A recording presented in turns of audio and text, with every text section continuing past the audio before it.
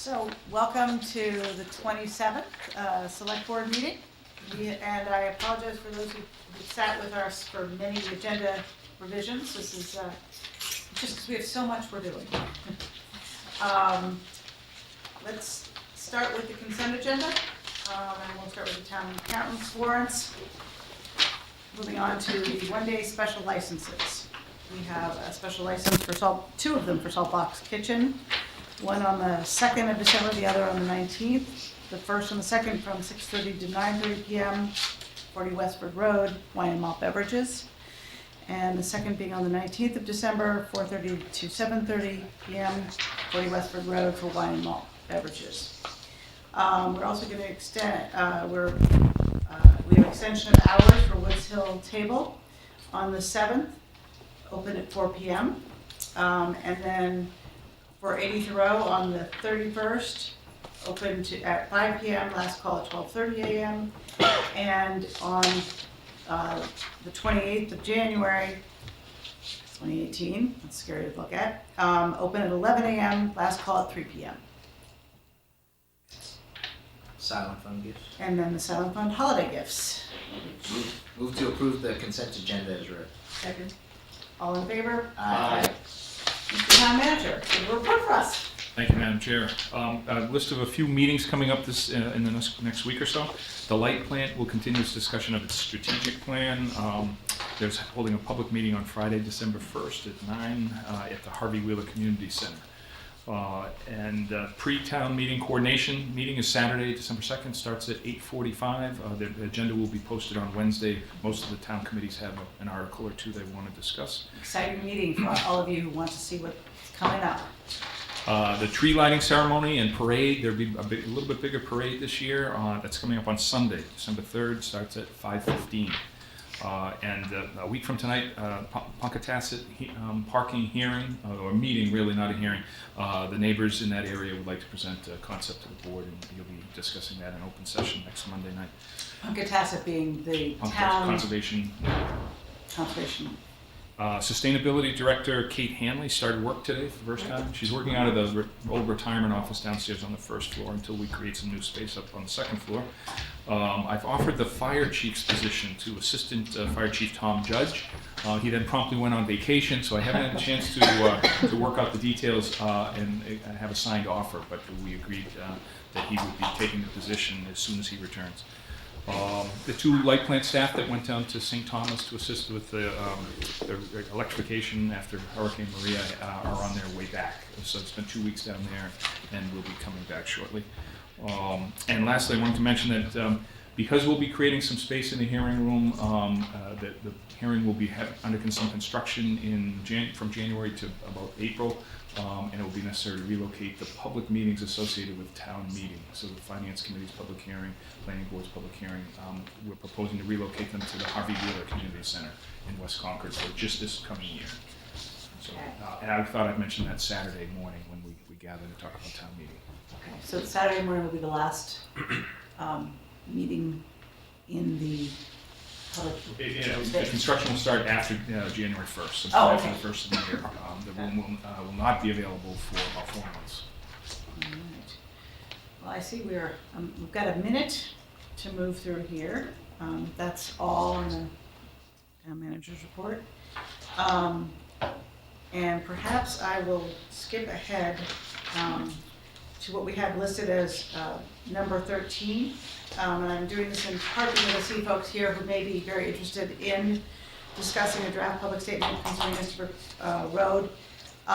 We're still developing that. That's not finalized, and so that's not going to be a point of discussion tonight.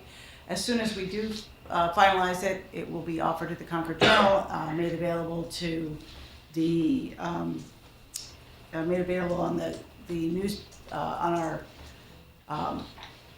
news and notices site, as well as on the town's website. So just wanted to put that forward. Let's see.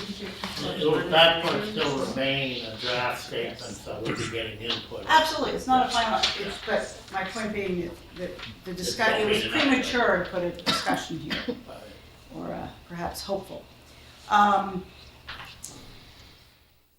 we are at 7:05, and I think we can open the continued public hearing, or continue the continued public hearing with Rapscallion, I should say, on the transfer of all alcoholic beverage license, and common, well, it was listed as a common victualler license, however, we're gonna separate that tonight and just focus on the transfer of an all alcohol and beverage license.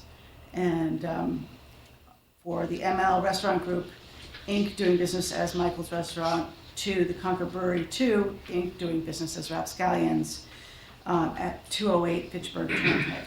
I move to reopen the hearing. Second. All in favor? Aye.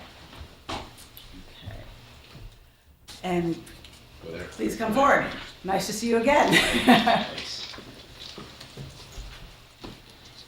All right, now, I believe that the last time we all discussed this, your alcohol and beverage license was fairly well in order. Has anything changed since the last time we met? Yeah, correct. I'm still identified. Oh, thank you. Peter Daniel with Concord Brewery in Acton, Massachusetts. Yes, correct. So I submitted the application and all the paperwork this morning.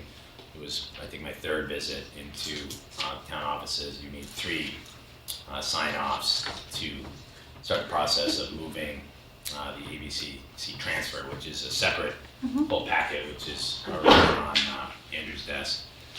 So we needed those 3 sign-offs before that moves to the ABCC. So the Board of Health did not review it, and history on that is that we've been trying to do the work ourselves, but also we wanted to wait on the license of good standing. So Right. So that's why we're going to separate these 2 pieces Correct. tonight and just focus on the alcohol and beverage license. correct. So you know, it would be appreciative if I understand there would be a deviation on what is normal protocol, but in our position, it's, you know, in order to do all this work, they want to have a separate design group do this, which could be 20, 30, 40, you know, who knows what the price tag is on that. So I submitted the application with my own tradespeople, and but I was advised that I go through a third party, which is, I understand that completely. But in my world, that would, you know, be preferable to us if we knew we had a license that was transferred. And then the law actually says on the ABCC as well as the town, you have to have 30 days from that license being transferred. You now have to be 30 days with the convict. So obviously it's going to be in our interest to get open ASAP. But we would also know that if we do have a license and it's in good standing, because right now we're not sure if it's in good standing, the prior operator still has a lot of things, and we're legally not allowed to find out, okay, who can we pay the... It moves the time frame. Correct. So obviously that's a deviation. You know, I tried to explain it to the office today. I said, okay, if you're not going to review our application, because we had signed that as in, you know, and that's when I had a conversation with town manager's office, and to that being a possible deviation or variance.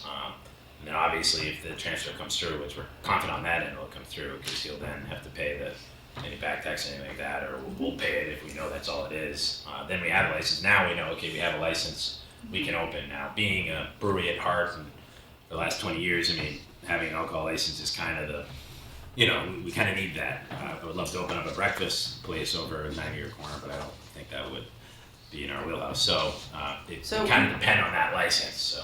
So you're going to be, and we've discussed the tips training and the other. Right. Which we already have all that. So. Right.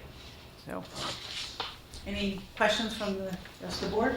I'm just assuming that since the October 27th memo we've gotten from the police chief, that there's been no conduct which would prohibit you from proceeding. That was another reason why that was, I think, his last night of operation, and we had someone that worked for us to kind of, you know, it was when we signed the paperwork, so he was still under, I think that's what you're referring to, how they had a broken glass or something.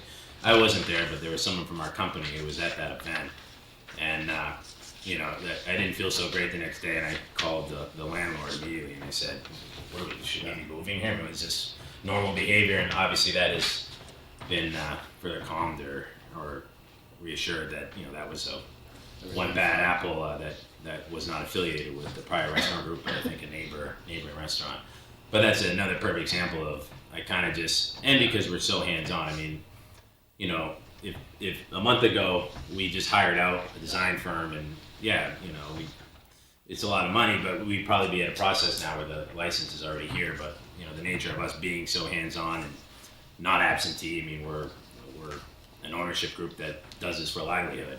You know, it's a family business, so you know, I think a lot of times maybe in these communities around here, there's a lot of restaurant groups that maybe have access and just, which, you know, I would love to be in that position. So right? we're looking forward to you winding your way through the bureaucracy. Yeah, which you guys have been terrific, and I appreciate how comprehensive especially the Board of Health packet is.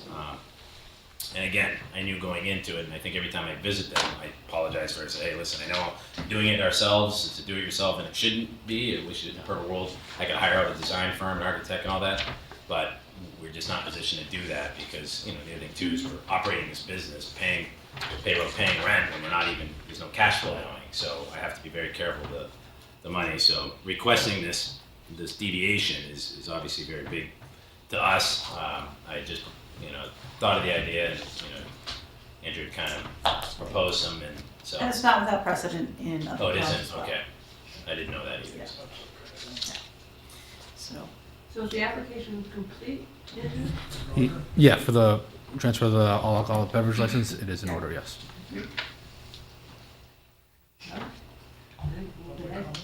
any public comment?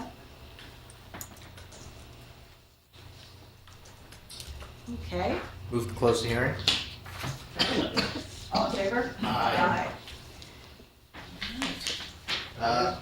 Before you go, we had a chance to meet the manager of records. I can have her at a meeting. Just a question, had we? I don't believe so. I think I've been the only one but there'll be 3 people who are really the managers on rotation. Myself, Gina, I think who is on the application, Gina Trent. and another individual. But I can have all 3 of us here in a meeting in between. Just a question. The police department reviewed. Review. Oh. Yes. Yeah. Found no issues, so. It's a letter from people. So I'll move to approve the application to transfer the all alcoholic beverages license from ML Restaurant Group Incorporated, doing business as Michael's Restaurant, to Concord Brewery 2 Incorporated, doing business as Rapscallion at 208 Fitchburg Turnpike. The hour to sell all alcoholic beverages will be Tuesday to Sunday, 11:30 a.m. to 11:30 p.m. and closed on Sundays. The total amount of seating will be 60 seats. Second? All in favor? Aye. Is that, I think you caught something there too. Is it Sunday? Yeah, just, the wording we have here, I think, is it says Tuesday to Sunday, and then close on Sunday, should have said. Yeah, it's Tuesday to Saturday. Yeah. Tuesday to Saturday. Or it should, I'm sorry, I thought I put on there we close Monday, so we will be open Sunday. We would like to be Oh, right, Right, close on Mondays, closed yeah. on Sunday. Mondays. Mondays. Closed on Monday. Okay. So I offer that as a friendly amendment. Yes, as corrected by Good eye. Mr. Lawson. Okay. Close Monday. Okay. Application Good system. catch. Yeah, I wouldn't doubt that it was my mistake. I just wanted to. I just read the script. All right, All right, that's great. all in favor? Aye. Do I hear a second motion? So we'll do all these 2 more additional. Okay, so move to approve Gina Trant as manager of record at Concord Brewery 2 Incorporated, doing business as Rapscallion at 208 Fitchburg Turnpike. The manager must be engaged in the actual management of the licensed premises as their main occupation and must be present on the licensed premises for not less than 30 hours per week during the hours when alcoholic beverages are sold. All in favor? And I also move to approve Peter Daniel as alternate manager of record at Concord Brewery 2 Incorporated, doing business as Rapscallion at 208 Fitchburg Turnpike. Second. All in favor? Aye. Come back soon. Okay, yeah, Yeah, I'll we'll be go to the next. back hopefully within a month. Thank you. Do we need to formally, continue? Continue the hearing on the common victuals license, and that's a good idea, I move to continue to the December public 11th. hearing on the common victual license. Let's, So that, do you need a motion or? Just being continued? it's being continued. The common victuals portion. Okay? Correct. You're all set? Okay, thank you. Yep. Yell when you're ready to open. Yeah, trust me, we're eager, so. All right. Now we're moving on to our, Oh, yeah. Great.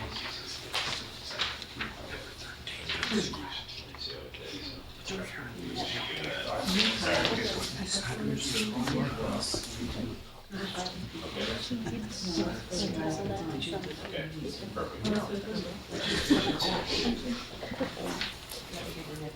yes. Okay, so we're moving on to a new common victular license, I can never get that right, for a 9-acre farm convenience store at 1637 Sudbury Road. Welcome. Thank you. Please identify yourself. My name is Varun Kumar Patel, and I am new owner of 9-acre farm convenience and dairy. Mhm. So we have like 12 seats, so I applied for the common victual license. Okay, We serve the food and breakfast, lunch, and Yep. convenience store on the other side. So and you've already gone through the process with our public health department? yeah, everything Everything. public health and board of. And we have all the Yep. paperwork? Public Works, Water and Sewer signed off. Health did. Building, we have floor plan, affidavit from the applicant, a copy of the lease, and the payment. Sounds like everything's in order. Any questions? So they're sandwiches and having 12 seats, is that new entirely to the business? I haven't been out there in a while. No, we have like You've had it. I just bought this place, but old owner has a It's 12 had seat it. too, so I want to keep Yeah, the like a counter. Yeah. counter. Yeah, so I and, see the drawing, I just didn't remember seeing that when I was in there. I guess it's always been there. And good food. Thank you very much.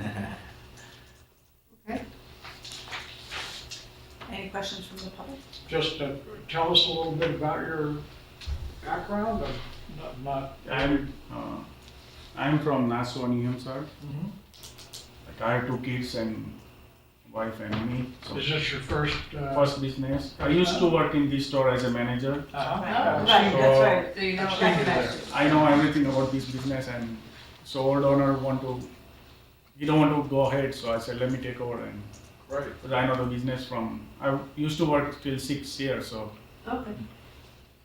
I know this 7th year, so now I know all about it. So I said, let me take over. That's great. Good, that's great. Good for you. Yeah. Any questions? Any questions from the public? No, move to close the hearing? Oh, it's not a hearing, okay. No. Move to approve the application for common victualer's license for our 9-acre farm convenience. The total amount of seating will be 12 seats. Second. All in favor? Thank you very much. Thank you. Yeah, we'll come out and check out those sandwiches. Please stop by. We will. That's great. All right, well, I think we are now on to our exciting presentation from Unite with Light, the fundraiser. Can't wait to hear. Please join us.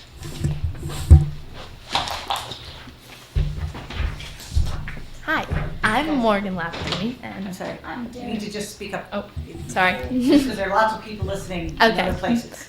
I'm Morgan Labadini, and this is. I'm Derek Labadini. And with our older brother Brad Labadini, we started a fundraiser organization called Unite with Light. And Morgan and, I'm sorry, Derek. Derek, where do you live? We live in Concord on Southfield Road, and I go to Concord Carlisle High School with Brad, and I go to Sanborn Middle School. yes. And so we started our Unite with Light foundation, or not foundation, fundraiser to raise money for 2 charities that we are very important to us. We are raising money for Harlem Lacrosse and Leadership and Cradles to Crayons, which are both like relevant to our lives because they raise money for children, and obviously we are kids, so that was important. Also, all three of us, me and my brothers, we all play lacrosse, so Harlem Lacrosse is relevant. And so the charity is that we have sold, and we will continue to sell luminary kits, which will have 10 bags inside of it to create 10 luminaries, which Derek has right here. And yes, we'll put one together. So the luminaries they have this bag with a plastic container inside and then a candle on top, which will be lit on people's driveways, paths, or property lines on the night of Sunday, December 10th, so that it'll be like a community event where lots of people, we hope, we've already sold 200, so that's pretty cool. And people will line them on their driveways or paths.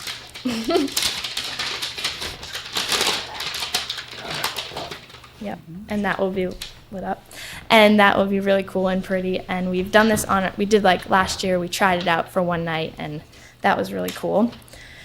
And so all the money that we raise will go to these charities, which is very important, and it's a cool way for us to like help out in like our community and make a difference. And with the help of our friends, which is very cool because we can all like do something good and work on something together. We've been putting together the kits, and with kids from 6th grade, 10th grade, and 11th grade. So we're kind of combining people of all ages and doing something good. You can order at unitewithlight.org, or we will be selling kits outside of Crosby's on the 2nd, which is Saturday. And the kits are $20 each for 10 luminaries. So that's basically Tell me again the date that we're supposed to put these out, Sunday, December 10th. December 10th. Yes. And what is it about Sunday, December 10th? Anything in particular? Not really in particular, just that's like in the sort of the beginning of the holiday season to like unite our community and bring everyone together, we hope, and do something special.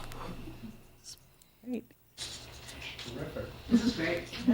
Is there anything in particular that you would like the select board to engage in? No, we just wanted to share it with you to like inform you and hope that you are excited about this event that we're doing. I thought you Is were this gonna- something that you plan to do year after year, or? Yeah, we hope that it'll continue for many years. And since Derek's younger, and he'll be able to continue it through his high school career. Derek, do you understand what's being done? Tough shoes to grow into. Well, I hope you sell a lot of them. Thank That's a you. great thing for you guys to do. Well, it's the type of thing that other communities, I mean, they hear about it and it may spread. So, Yeah, you never know how much of an impact something like this starts. It's kind of just a ripple at the beginning, but it can spread, so Yeah. terrific. we actually got the idea from Wellesley because they do this event, and so we're like kind of adding on to their event, and we hope that it'll spread. So one thing I really like is that Concord students are engaged in some social action or something that's important Yeah. to them, and bringing the community with them. I think this is a great idea. Thank you. Very good presentation. too. Thank you for Have you sharing. found a fair amount of support among your friends and other people at school? Yeah, our friends have been very supportive and very like eager to get involved and share it with their neighbors because they feel like it's an important thing and they're excited to like get other people excited about it, which is cool. That's great. Great. Well, good luck. Thank you. We'll all have to watch out We'll on see you December 10th. Saturday at Crosby's. Yeah. Well, I'm glad you came in. Thank you Very for much. sharing. For coming.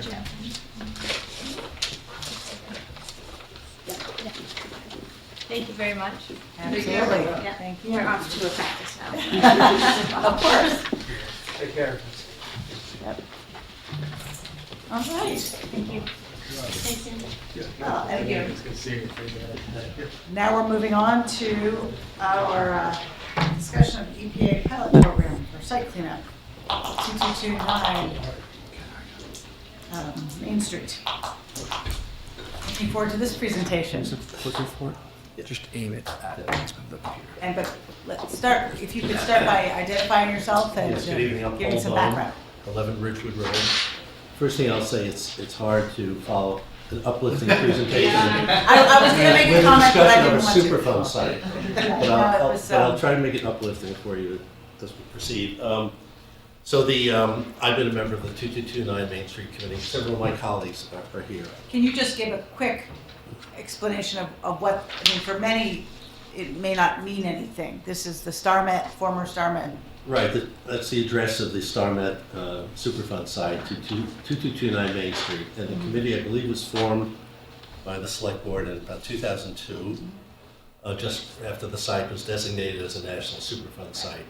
And the charge of the committee was to represent the town, to monitor the various technical reports and actions, and to be representatives at all the meetings, of which there have been many pieces. Steve, you've been very involved in this For years. for years. These guys are, they're very involved in the process. They form very good relationships with all the stakeholders, and they respond in kind with mutual respect. So they're our experts. If there's anything you need to know about the StarMet site, they're the ones who really know what's going And on. it's an issue that requires expertise. Right. This is not an easy subject. And patience. Very true. wonder, It's actually the I'm citizens that sure if you could identify, you indicated others. Yeah, if you, Could you? other members of the 2229. Ray Budimessa, 1001 Main Street.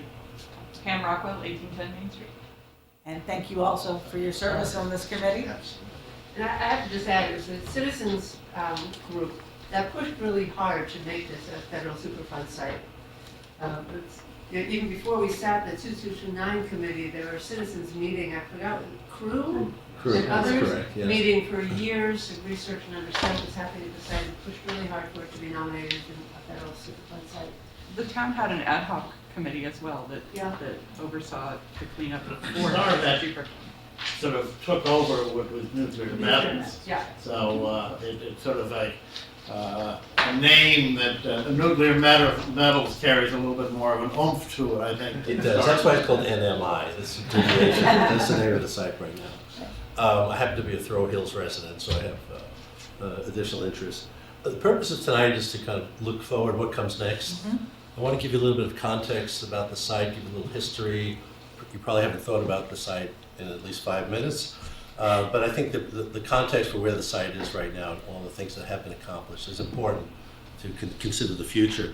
So I really want to talk about what comes next, not only for the site, but for the town, the select board, the actions that we're going to recommend. I will finish this discussion with some recommended actions, and then get some suggestions from you how we should proceed collectively.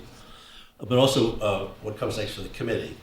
The committee has great interest in moving the site towards the next stage, which is really making it an asset for the town, and all the pieces to make it an asset for the town. This is not something that you usually think about for the nuclear metal site as an asset. You think about it as a problem. So that's part of the discussion here, how do we turn this problem into an asset and the actions that we need to take. So let's see, slides. So just a discussion, I'll try to get through this as quickly as possible. I want to describe in general the opportunity as the committee sees it for the site and for the town. A brief recap on the evolution of the site and the current status of the site. Really at the center of what I want to discuss are these 3 pieces, which are the interlocking pieces that will accelerate I'll call the beneficial uses of the site going forward. Obviously the cleanup has to move forward. We do need a reuse plan. I'm going to talk about each one of these in a bit more detail. And I think the town ownership of the site is really key. And I know that you've discussed the town ownership, and that's been on articles in the town warrant. I want to kind of revisit that briefly as we go through it. On the agenda, we call this the pilot program, for the EPA pilot program. And I'll discuss that. The EPA pilot program is pretty new, but it's a means to an end. It's a way to mesh these 3 pieces together to get more visibility, an initiative from the federal agencies and from all the stakeholders at the site. So that's why we're going to discuss the pilot program. And then next steps and recommendations. So the opportunity, as I said, the focus has been on cleanup, and that's certainly been the most important thing. That's been paramount since the 1980, when the state first became aware, Massachusetts DEP became aware of problems at the site. So it's been 30 years of activity towards cleaning up the site. But the vision really, and we'll talk a little bit about the 46-acre site. It represents an asset to the town. It is a wooded, at least half wooded. It has a great sphagnum bog. It has conservation land adjoining it. So visioning, there are lots of things that the town could benefit from reuse of the site. So how quickly can we get there? What do we need to do? What does the town need to do to move forward in stages or altogether in parallel? I chose this particular shot, the Google Earth site of the shot of the nuclear metal site, just to emphasize what it looks like. The wooded nature. You can see the bog on the sphagnum bog on the right-hand side, and these are just rough boundaries that I drew. I took some liberty with the official boundaries, but just to put this in perspective to where the residences are, the whole Thoreau Hills area, the new development Black Birch, adjacent the Aspet River, the Thoreau Club, and the 2 strips of conservation land adjoining it.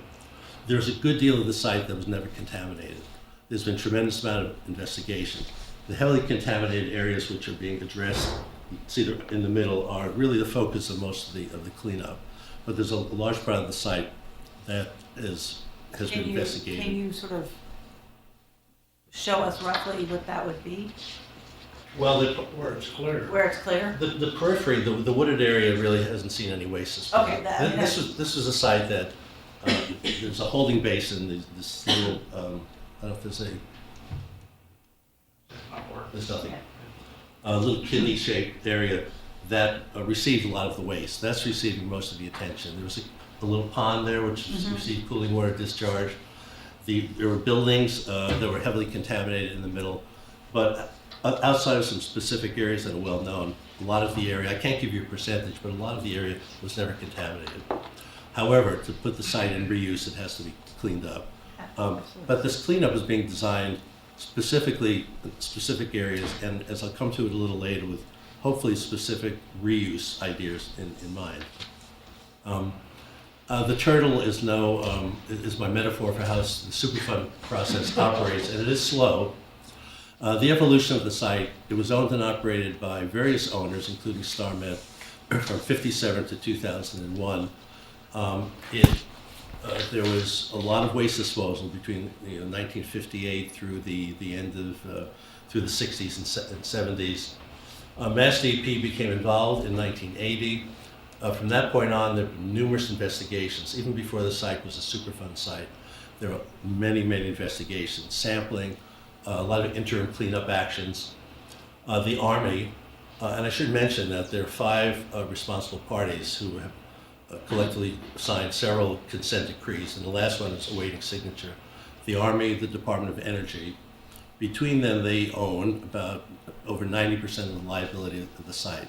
Then there are 3 other commercial parties, Textron, Whitaker, and Mutual of New York Insurance Company, who have some liability, but the minority. So the 2 federal agencies are the major players here and have committed the funds for all along the process here. But the Army started cleaning this up even before it became a Superfund site. Due to all of the complexities of the site, political pressures, and a lot of good work that we just talked about before, it became a Superfund site in 2001, which started a process of investigation. And without going into a lot of details, a lot of different steps in the investigation that led to the formal record of decision. This is EPA's document, which says, we've investigated the site. This is how we're going to clean it up very specifically. These are the technologies we're going to use.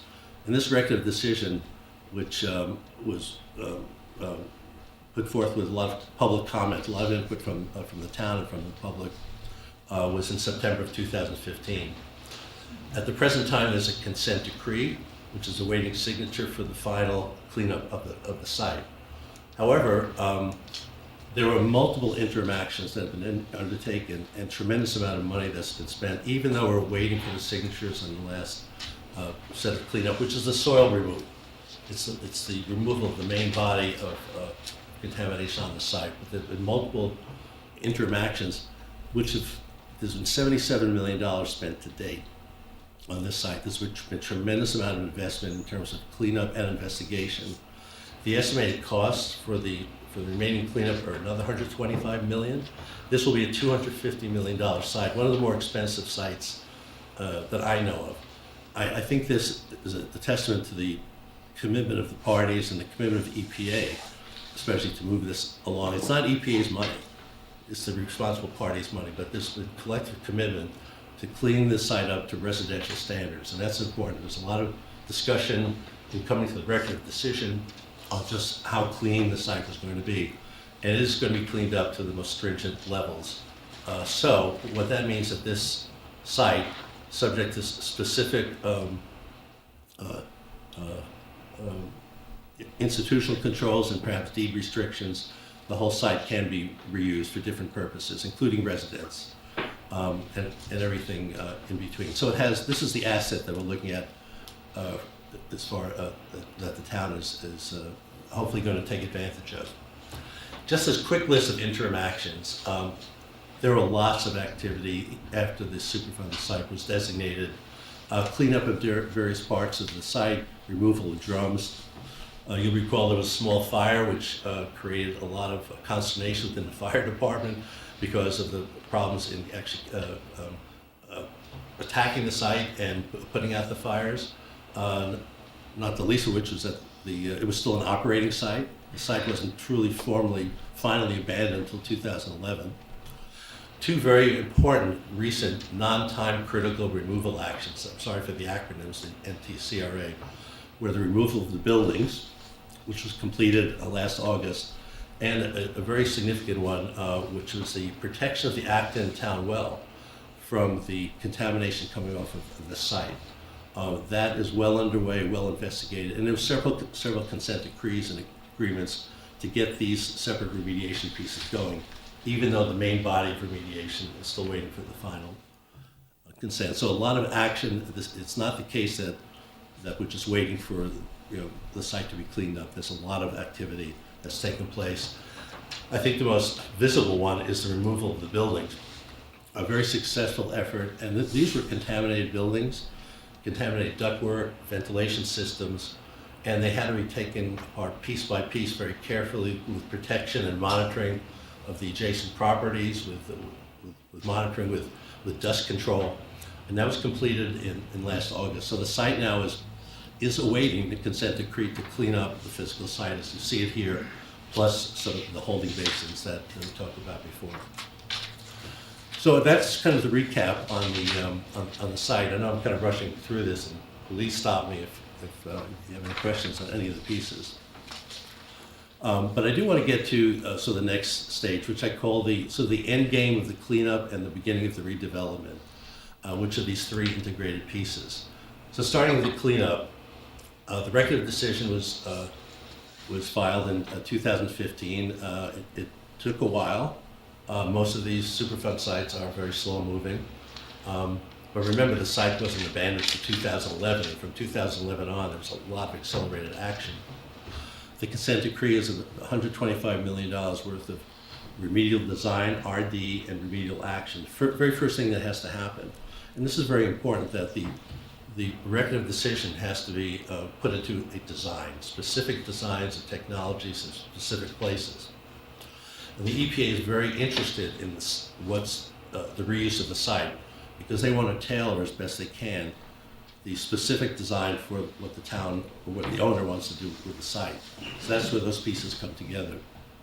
Although the various aspects are going to take many years, in fact, some of the pumping of the groundwater will, even when the site is available for reuse, there will be groundwater pumping systems for quite a few years. Is the groundwater currently monitored on a regular basis? Not on a regular basis.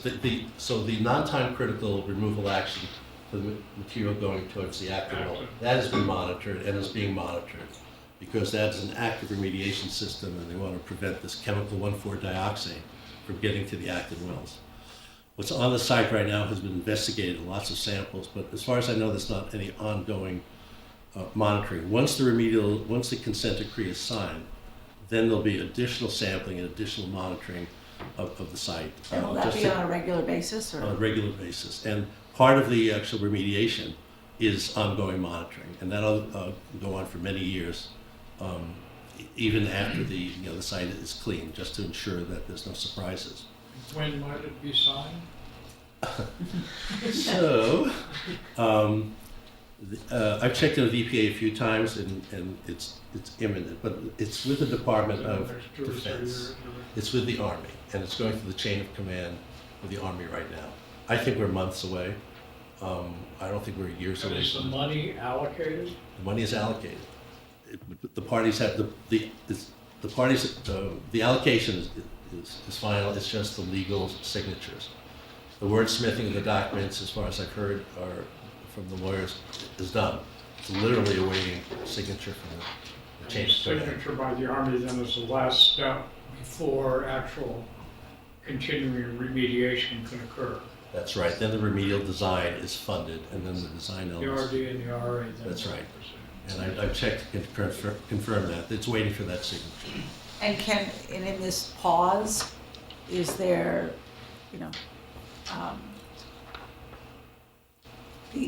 with the exception of the 2 active ongoing, is there anything happening? After the building removal, I think there's nothing happening at the site proper. Right. All the action has been with the 1,4-dioxane act in Right. town. So that's a fairly recent development, that they've really solved that problem and are pumping that out and solving that. But on the site proper, nothing's going to happen until it's signed. So there's a question: can we exert any political pressure to get that done? I have no idea. I'm not here to give you any legal advice whatsoever. I want to give you some strategic advice and some scientific advice, but there are lots of things that I don't know, including when that's going to be signed. So the second piece here is the reuse and site development plan, and this is something that I believe the town has direct control over and really needs to get some focus on, and needs to enlist our committee and others for help. I've spoken with Marcia Rasmussen about the planning division assisting our committee, and because we don't have planners on our group. But right now, we're moving into the planning, which is an important exercise. We have to collect information on just what the town or what the public wants to do with the site, what's feasible. But it is a 40-acre site with lots of potential. And in terms of meshing this with the long-range planning goals, I think it has all the elements of conservation, sustainability, affordability. Thinking a bit out of the box here, and I'm looking at what other towns have done with site reuse. Some of this site could be developed financially neutral to the town if there's third-party investments are encouraged. It's a little bit of a chicken and egg, because third-party investments can't proceed unless the risks are known, unless the ownership is known. I know the town can't proceed with ownership of the site unless risks are known. So there's lots of due diligence and risk management that really needs to converge here, I think, at the next stage. But the reuse planning itself, I think, is something we can get started on and should get started on in the next 12 to 24 months. Do you have other towns in mind that have had similar types of sites that have gone into reuse? There are many sites. Okay.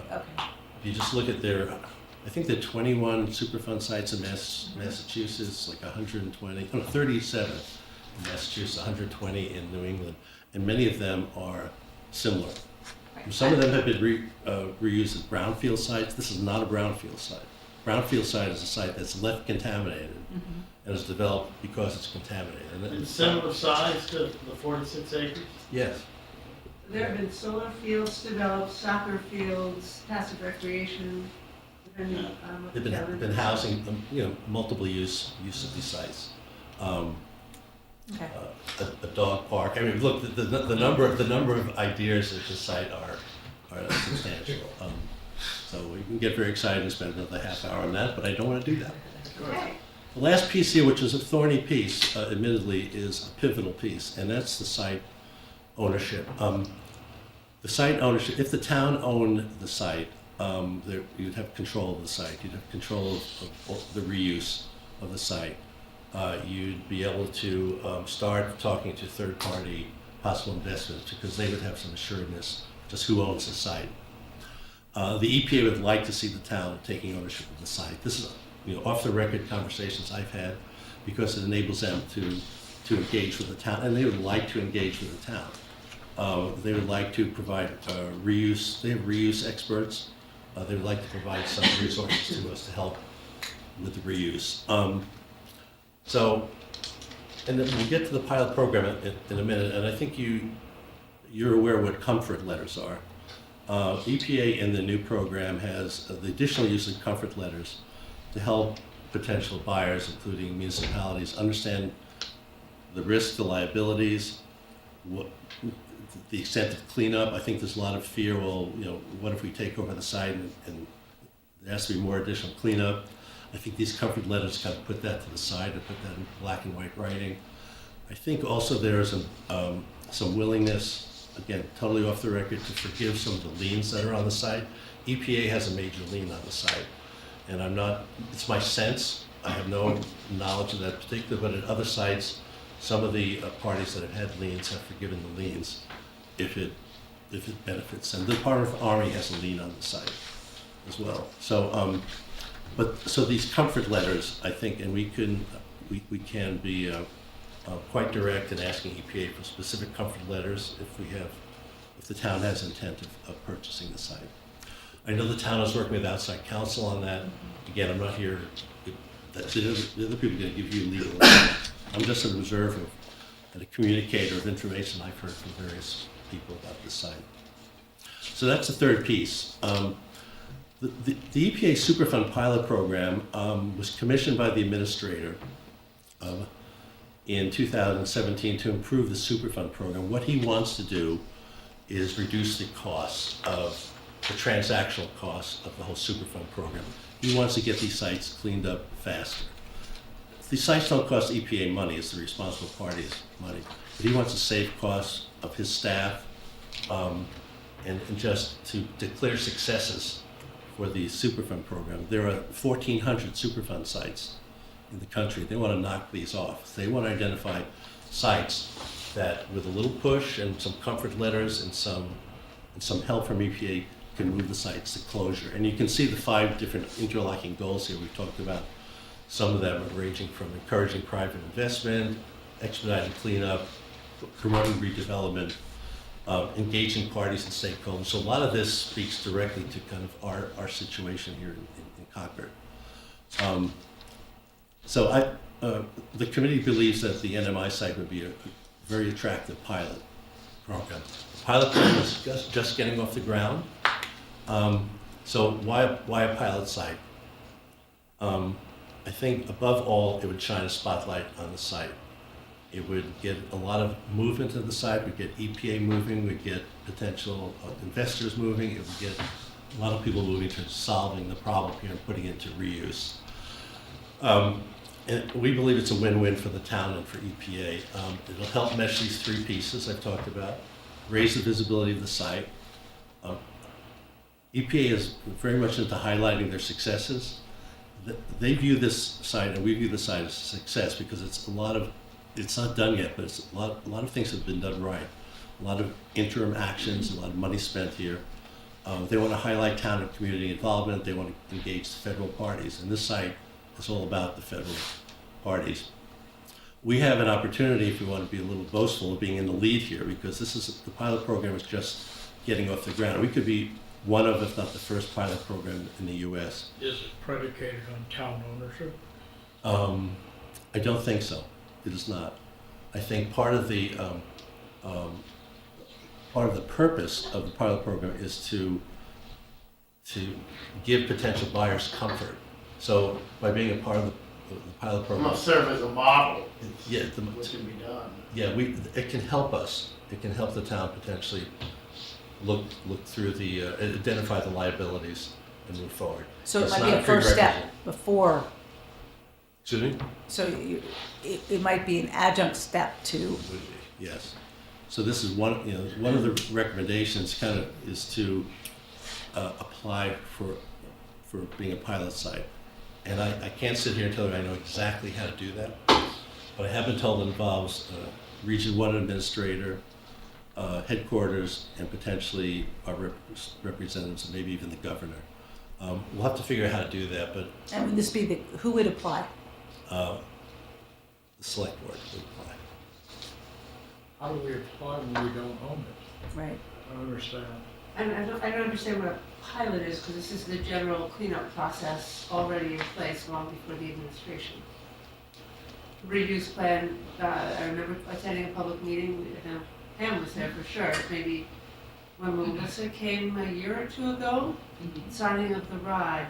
She was asking at that point for town ownership and a reuse plan, long before the new administration.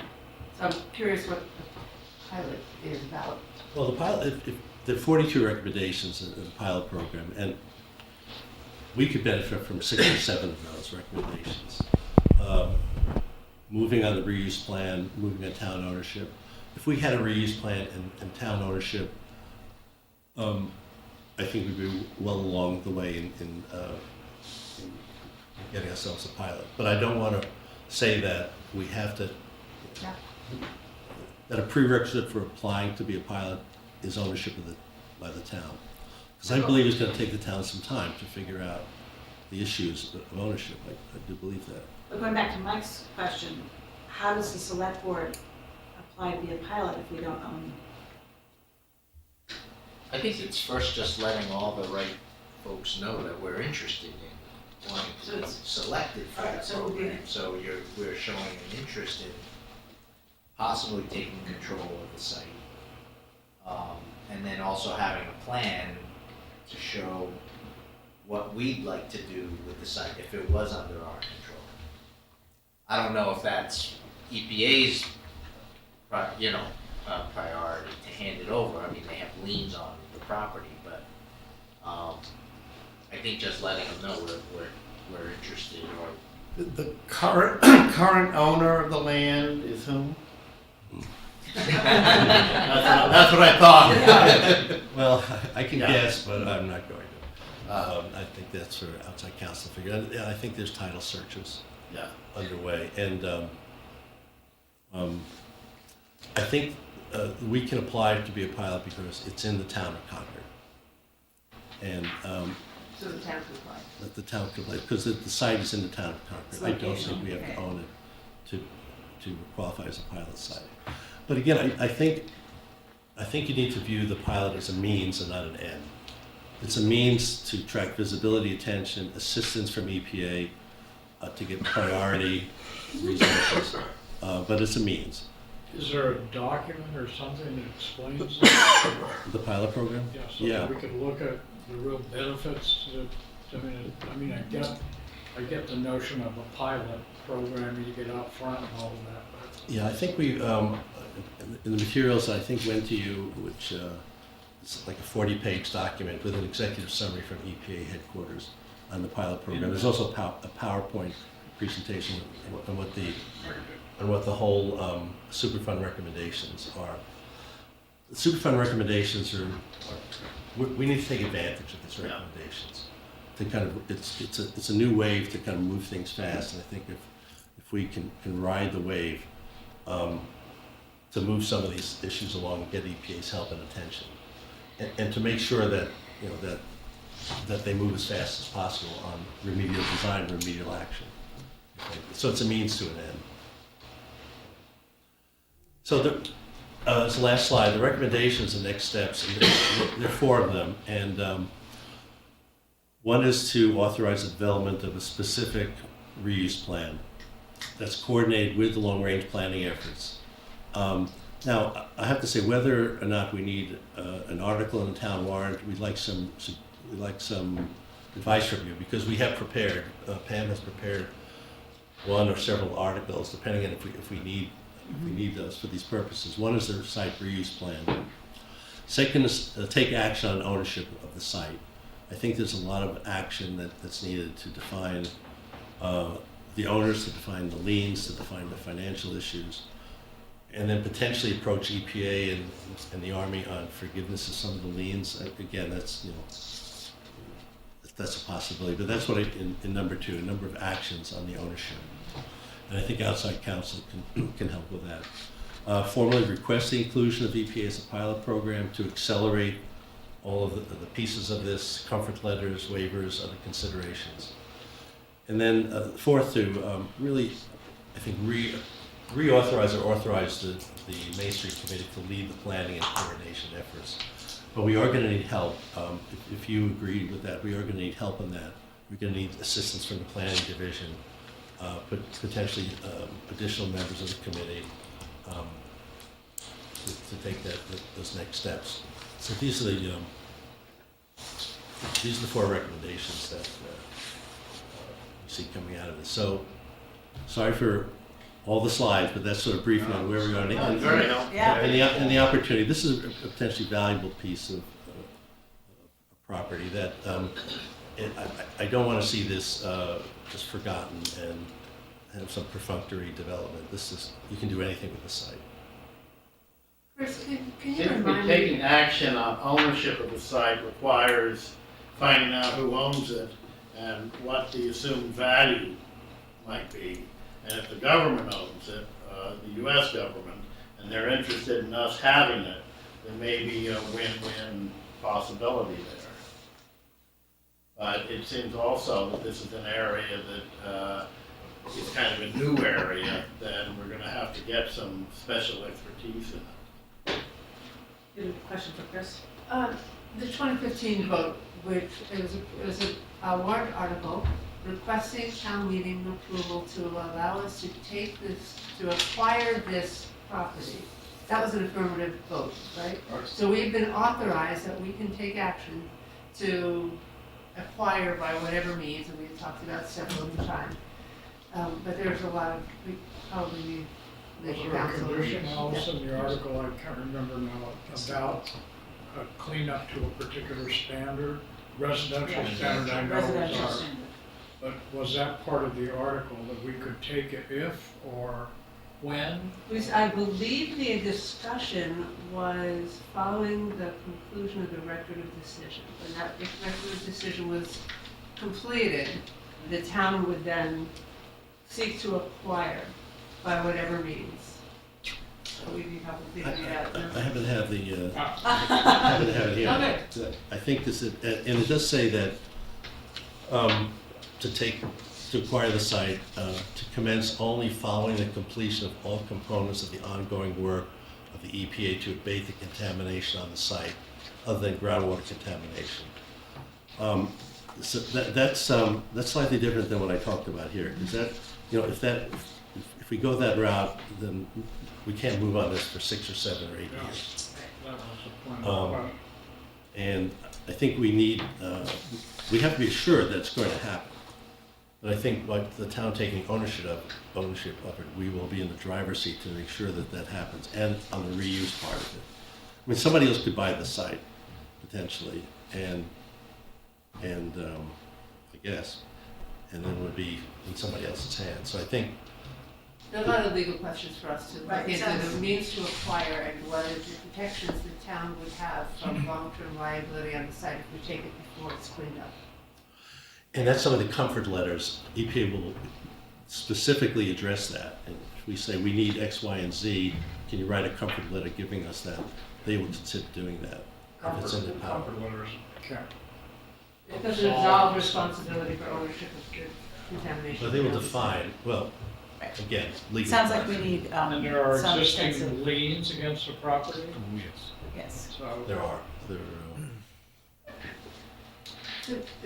Were there another discussion, we last talked about this, probably preparing before the 2015 town meeting?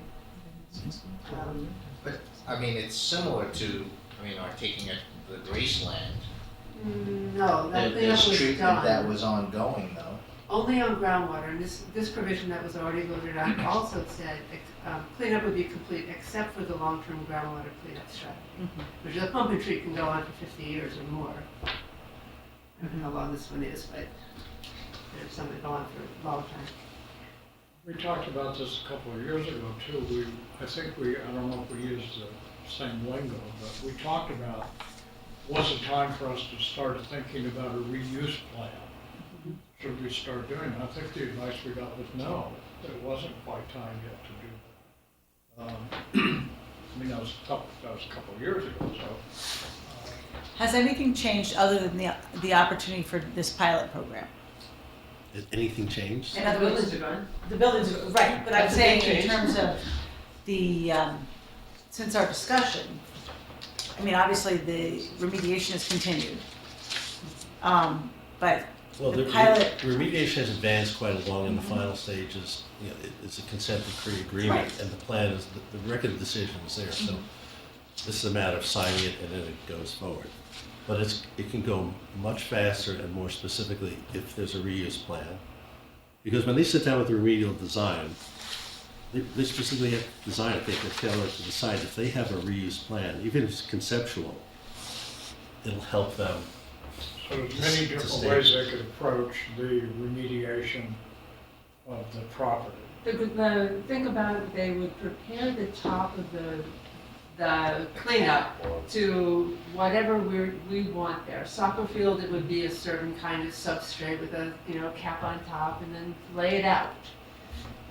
If it's going to be a recreational plan, that would have a different kind of cap and may not need to be flat and square. and So it same- might affect the amount of money that needs to get spent in cleaning the site up. It's site preparation and grading. Well, that's set right now. The total money is set, but it might affect exactly where that money is spent as a portion on the site. We're not gonna change the total money, we're not gonna change what they do in the holding basin and the fact that they're gonna dig down to 2 feet here and 5 feet here. But that'll help us. What if we collect a said we were figure. gonna put soccer fields on it, or if we were gonna put a solar field on it, that would affect the way they go about remediating the site. They would like to know that. when they- So my example would be this Pam Rockwell. Pam, come on, please, thank you so much. Pam Rockwell, 1810 Main Street. So an example would be if we wanted to park dump trucks on top of the holding basin, then they will compact it. Remember the difference in the cost at the high school between having something that you could park on and something you could play soccer on? So we want them to spend the money preparing the site for some of the things we might do there. And things like parking dump trucks, putting actual buildings there, putting buildings there. This site is in the middle of a community. We've spent probably $1 million of Concord money on this site. The fire chief who was suing them to get them to put in the sprinklers, to do all the work to categorize what happened after the fire so that they would remove the buildings, to do these things. Our lawyers, our fire chief, our Board of Health, our Natural Resources Commission having to do work checking on things that were found off the site just coincidentally. The amount of staff work that's been done, this is not just volunteers that have worked. We've put a lot of money into the site. We shouldn't get a soccer field out of it. We should get this is a useful place for us to put. They're cleaning it up to a residential standard. We want to maybe make sure by potentially using it for residences. We might not want to use a residence now, but we want to be sure we can dig a basement in most places on this site. If we've got a reuse plan that has, a scaled, this is what we're doing now, this is what we're doing later, we need this to be resilient enough to do this, they will do that. They will have choices about where they pave to do their cleanup and where they restore grassy areas and things like that, and where they put pathways through to different roads. We should have a seat at the table to decide that. And I should point out that the cleanup of the buildings, they took 3 years to sign the papers.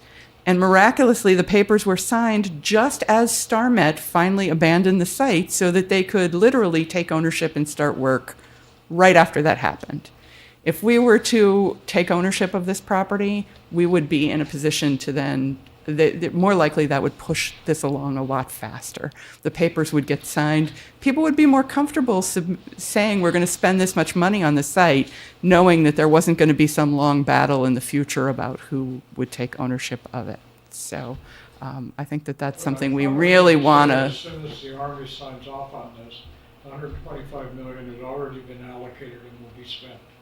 Last time for the cleanup of the removal of the buildings, the Army took That's already three, done. took 3 years for them to sign the papers. Literally, the month that StarMet moved off the site, they signed the papers, and it immediately happened the minute the site became available to do the work that they were signing the paper on. So I think that this is something that they're really looking for, is somebody who is saying, I'm taking responsibility for this site. I'll be sure that that we don't design it for soccer fields and then years later try to use it for something that's inappropriate for the cleanup that's underground. So I think there is something to that, if we own the site, if we had a reuse plan, that's gonna move action. That's gonna get all the parties moving forward. Because I think everybody wants to be done with the site. EPA, the responsible parties, they want to be done with it. Now, the interplay of ownership and reuse planning is kind of interesting. Can we have a reuse plan without owning it? Right. I think we can. I think we can have a plan. That comes first, and then we could work the ownership issue in a slightly different parallel. Assuming they come together. I would encourage us at some point to take ownership. But it may take 2 years to come to ownership and 1 year to come to a reuse plan. It's going to take, things aren't going to happen in 6 months. One of your slides before that, you indicated that the continuing effort of the 229 Main Street Committee being involved in this. If we went ahead with the reuse plan, are you suggesting that that would be a task for them? Or would you suggest that we create a separate committee just to develop a reuse plan? Well, I think we're volunteering to take that on because if there are no more technical documents to review at this point, well, the remedial design is going to be something we're going to oversee, but I think we're kind of keen on looking at the next phase. Well, I'm just thinking of what the skill set It's a plan, necessary for It's a townwide planning effort. Well, for- nine and what skill set you'd want for reuse plan. We're gonna need some planning help. But I don't see this, I mean, I see it's coordinated with, but different than the long range planning effort. Because this is something very specific and we want to move this fast. we do have a planning member on our Natural Resources Commission member. She is also on the Comprehensive Long Range Planning Committee. And so we've had some input about this. And her view of this is that we need to think about the reuse program before we get to the comprehensive planning, that's not going to be timely enough for us to think about it, that we really need to be stepping it up. But we could use a couple more members who have planning experience. That's something, we've looked for technical experience before, and we're kind of going to be slowly sort of rotating into more of a planning position. There's still going to be occasional need for technical expertise. Because But- any choice of reuse of this site will impact Concord outside, or could impact Concord outside of the physical parameters of the actual site. And right now, our staff is actually through the Board of Health. We're staffed by Karen Byrne, who's there, and having some staff associated with the planning department would make sense as well. So those are changes to the committee that we actually think you should consider. So Paul, I think you said that you had met with Marshall. Is it about the issue of developing a long-range plan for this particular site? Yeah, I told her we were having a meeting here, and I wanted to just get her input on planning, because again, I'm not a planner, and she suggested specific recommendations would be that somebody from her division from planning be added to the group. We need that resource. Right now, our committee does have a member from the Board of Health and a member from the Natural Resources Commission. So having somebody who's also on the planning board might be one way of doing that. So I'm just wondering, in other planning efforts, it would be centered out of Marcia's shop. If she would lead a plan, basically a development strategy for a parcel. I think that's probably where it belongs, rather than giving it to a committee, but I don't know. I mean, she would need, we should think about this. Right.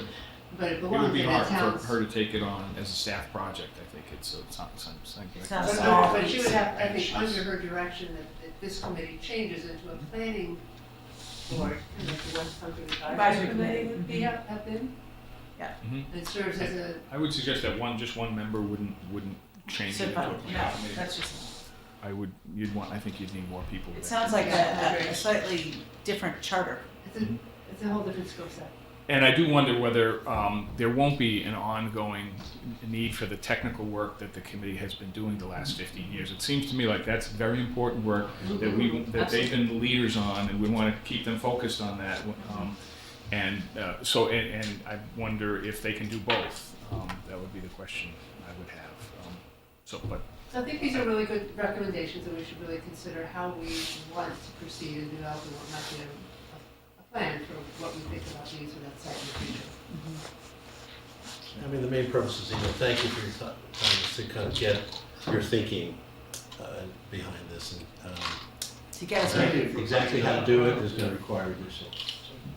and that town meeting vote is significant because it basically required that the site be substantially cleaned up before the town contemplated acquisition. So that needs to be revisited. Did it actually say that in the final version? Is that the final version? Because I actually thought that we discussed that because we thought that there would be significant things still happening at the site for some time. So Well, I haven't read the motion, yeah. but that was my recollection, My was there was recollection, some substantial cleanup, not complete, but some substantial I cleanup. thought we used the word residential standard. No, that's the cleanup plan. That's what the strategy that EPA is cleaning up to. When they're done with the cleanup, it'll be to a residential Right. standard. The town's liability question about when we took ownership. If I recall the conversation, I believe it was Carmen who was doing some research, thought that the time for us to acquire the site is when the federal government and the state have substantially completed the cleanup of, like, the pits and the, whatever that stuff is, they're gonna solidify the junk in. When that work is done and we know it's working, so that we don't own any responsibility for the liability of whatever risk we, for the contamination. So that was the conversation I'm recalling. The cleanup standard has already been accepted. Right. The EPA will clean it up to a residential standard. But it's at what point do we take over? Before it's cleaned up, do we own the liability of the rest of the cleanup if something happens? I think it was at the time a discussion about not wanting to own the contamination, similar to the WR waste, not owning the contamination of the site. But I offer the suggestion of the comfort letter as well, because that's what they're designed for.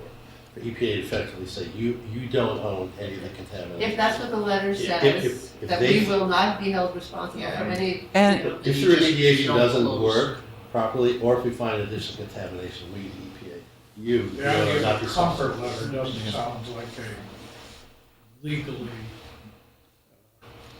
Well, I But think I think it's, it commits well, EPA to not coming after the town, other parties may, but Somebody EPA's else. kind of saying The they. name they- doesn't sound legal, but.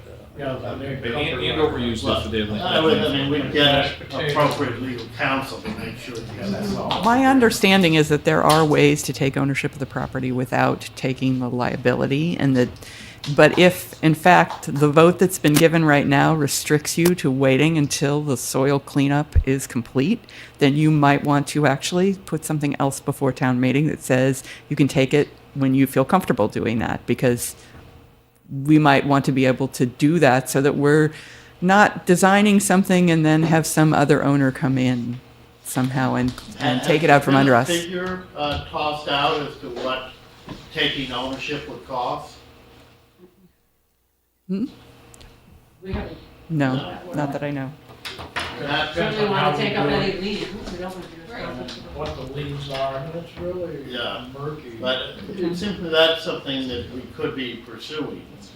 There are things that we can pursue in the meantime, to look at what protects the town's interests Yeah. and advances the cleanup to the place that we want to see it. So I think Right. that's homework for us. Right. I mean, if you have the conversation, it could be part of the deal that you don't close and take ownership until They're the cleaned up. cleanup's Right. complete. Well, that's what But they're at arguing least against. Essentially say that- They'd like to see us Doesn't take matter. ownership before the cleanup is complete, because Just like cleanup in will be Iran. 7-8 years away. So you, earlier in when you began your presentation, I think I heard you say something about warrant articles, Right, 2 or 3 of them? 2 or 3 of them. Yeah, what, we kind of had some. We Yeah, actually thought came the up with structure around- placeholders that are like these four, basically, to say, spend $25,000 on a reuse plan, take take action to own the site, formally request the inclusion as an EPA site, and to add 2 members and change the focus of the committee and add staff from the planning. You're looking for what, Department. 25,000, I think you said? That was a number that that Marcia came up with, Yeah. was 25,000 she thought was, and her view of it was that there probably wasn't any chance that that was going to be in this year's budget.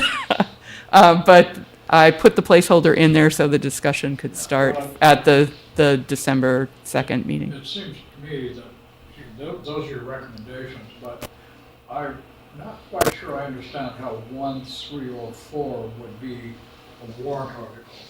I don't think. The selectmen have created the 2229 committee. We can do whatever on that. The same if we would decide to develop a reuse plan, we can create a reuse committee and Start. start doing it. Unless we want consulting dollars to hire out any part of the plan. Well, if we Yeah. needed money or something like that, that's. Right, so quite financial different. commitment would be a warrant article. For taking ownership, clearly, I think that, that's a town. I don't think, even if we thought it was a great idea, I don't think we'd want to do it without going to the town and making sure they understand what was going on, give them a chance to weigh in on it. I think that was one of the interesting things that I found when I was looking at the articles, was that I looked at all the other articles about taking ownership of things, and all of them, when you said we're going to take ownership, you did take ownership. And this is the only one that where we said we could take ownership, and you haven't actually proceeded and taken ownership of it. Because of the Yeah, because of the contamination. conditions, Right, right. We yes. said after the contamination was cleaned up, we would choose to take ownership. I'll have And to you're say that saying- the original version of the article said that it was if the cleanup levels were set in the record of decision, and not that the site be completely cleaned up. And I'm not sure actually what actually Well, we can do that passed. research. We gotta Yeah. get the- It's in the record, we'll find it. But I think what the recommendation from our committee is, find an excuse and get on with it. And if we need another article to say, take ownership now, then maybe that's in the best interest of the town to try to take ownership now. Well, I think an article that just kind of takes off the cleanup handcuffs off of this. It basically says whatever the select board feels appropriate, or when to do diligence and stuff.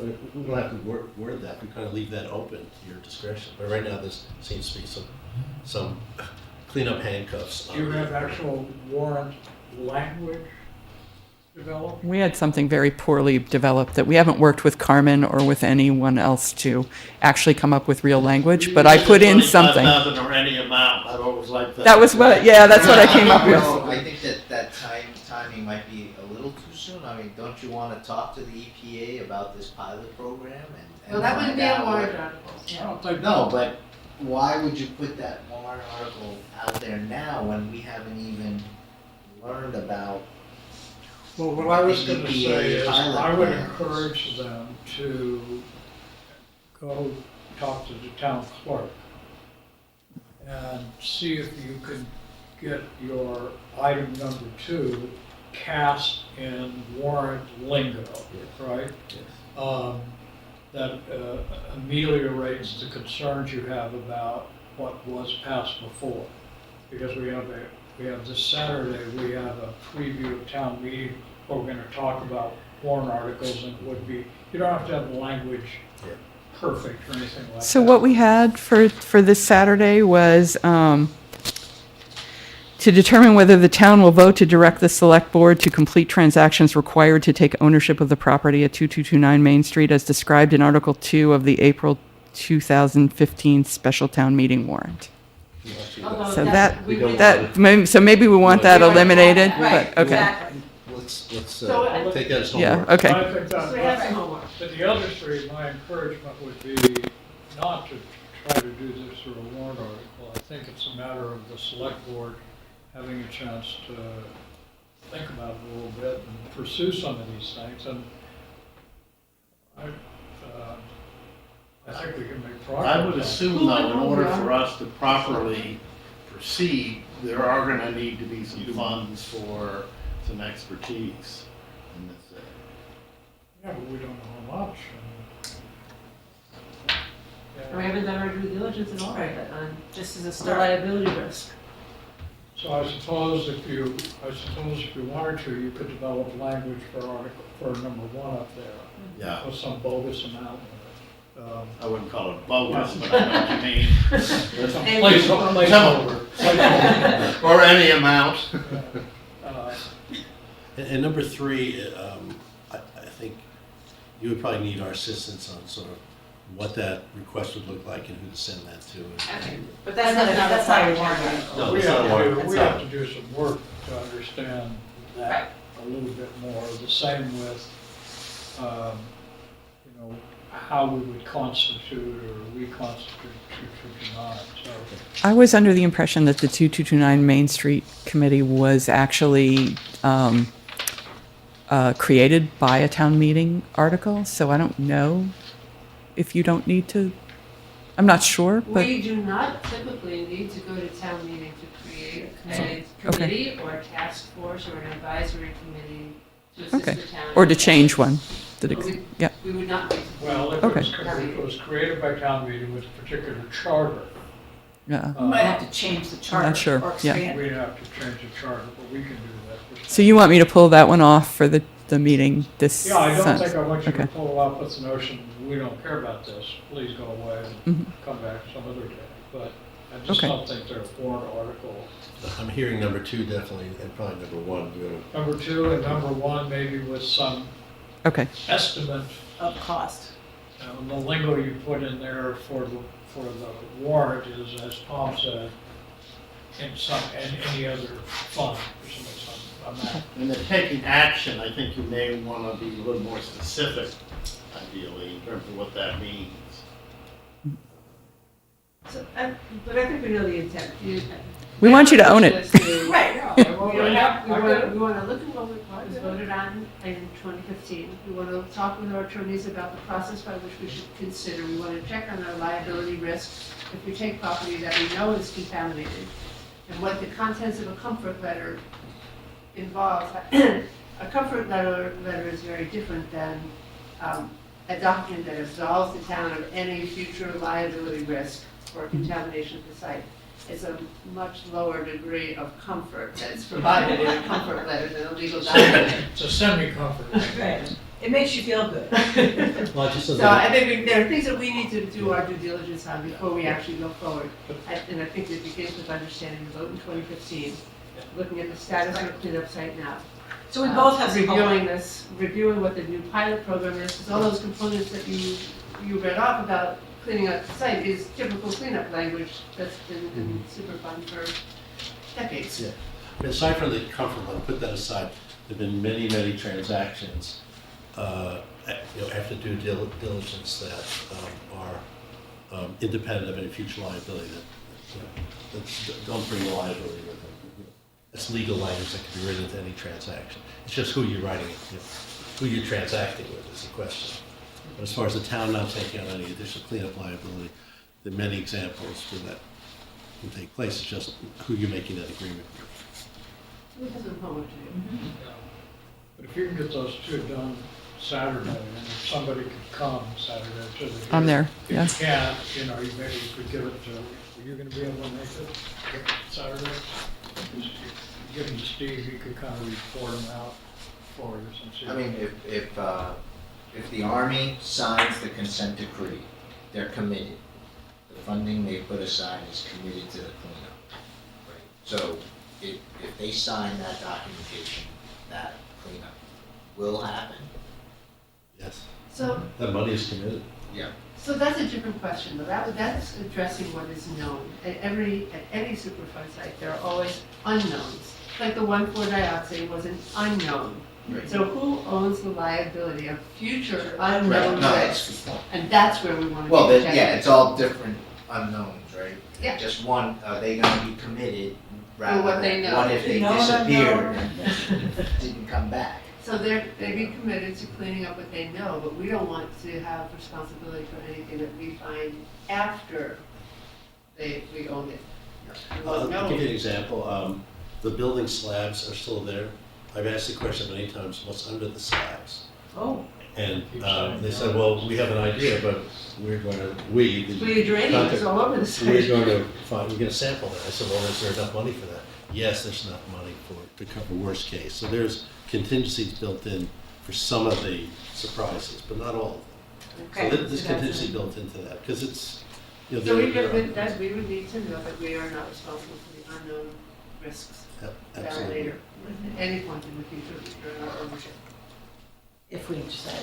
If we decide to. We were able, with the Grace property, by using eminent domain, we were able to not take on any liability.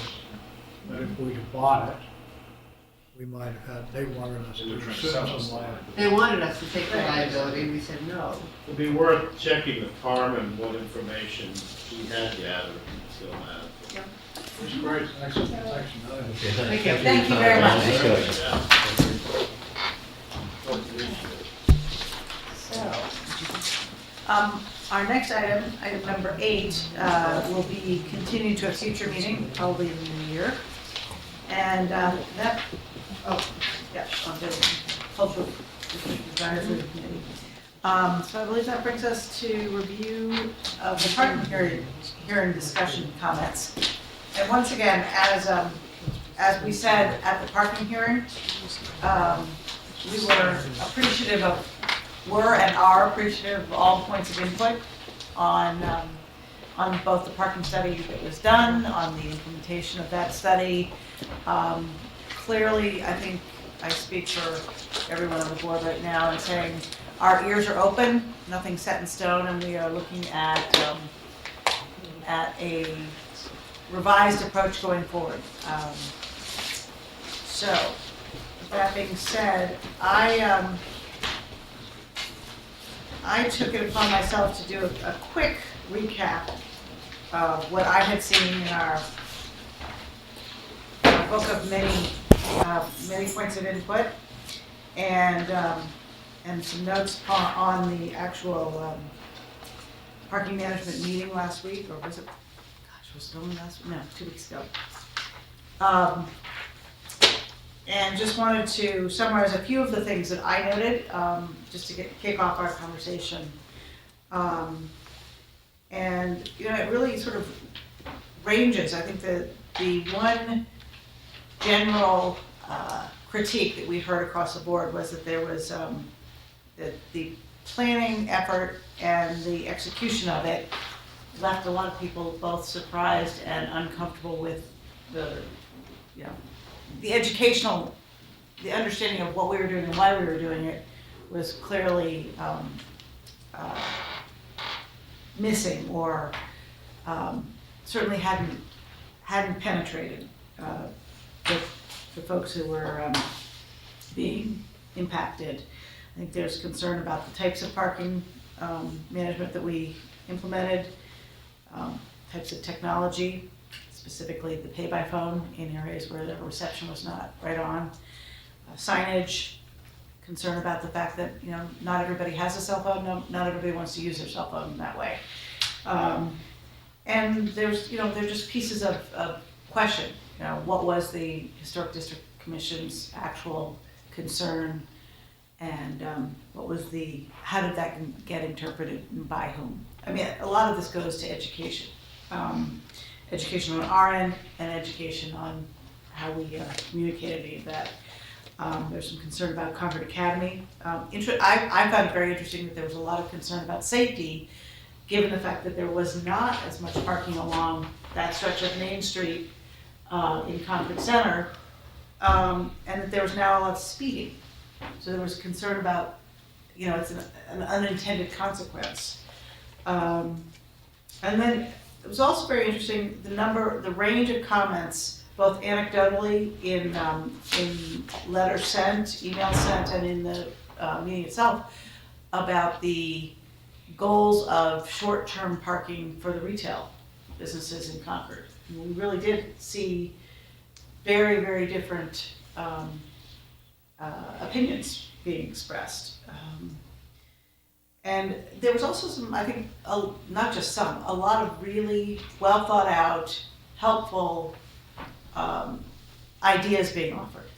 I think that's one of the great things about Concord is that when we ask the questions and we're open to change, there's a lot of really sensible thoughts that come forward, and I think that we can all benefit from it. But rather than drumming on, I want to open it up to the rest of the board to discuss what they heard and are interested in going forward. Anybody have any input? And could I comment just on one thing? The staff, the parking management group, comprised of the town engineer, public works director, the police chief, and the safety officer of the police department, would like to have some guidance. They observed the meeting and heard the comments and wanted to know from among the different strategies that were discussed, which would the board like that group to take a look at? Because specifically, we heard that the pay-by-phone only really should go away. Right. Pay-by-phone is okay if you've got other choices, but pay-by-phone only is not such a great thing. Question about the meters near the library. You heard a lot of feedback about that. Do you want the group to look into that? Let me see. The Concord Academy is willing to help in some way or get involved. They would like to be able to use some parking on Main Street. And so they offered to me to talk about how that some revenue might be brought in by the use of a private party, use of public parking like that, without the need for meters and pay by phone and that sort of thing. So would you like the group to look at that?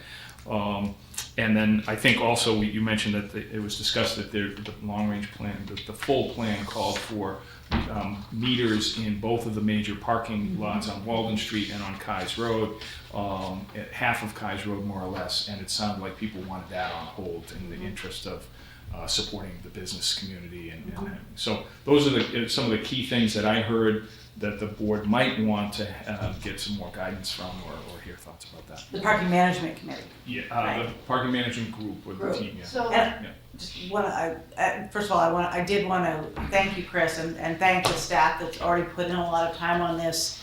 Again, noting that they were implementing a process that we'd asked them to move on, and they're obviously very open to changing that.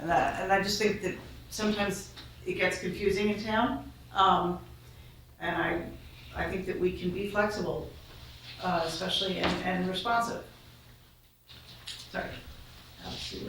so I was just thinking about I don't think I heard you mention the spillover effect in the neighborhoods. On Academy Lane. On Academy Lane on Middle Street.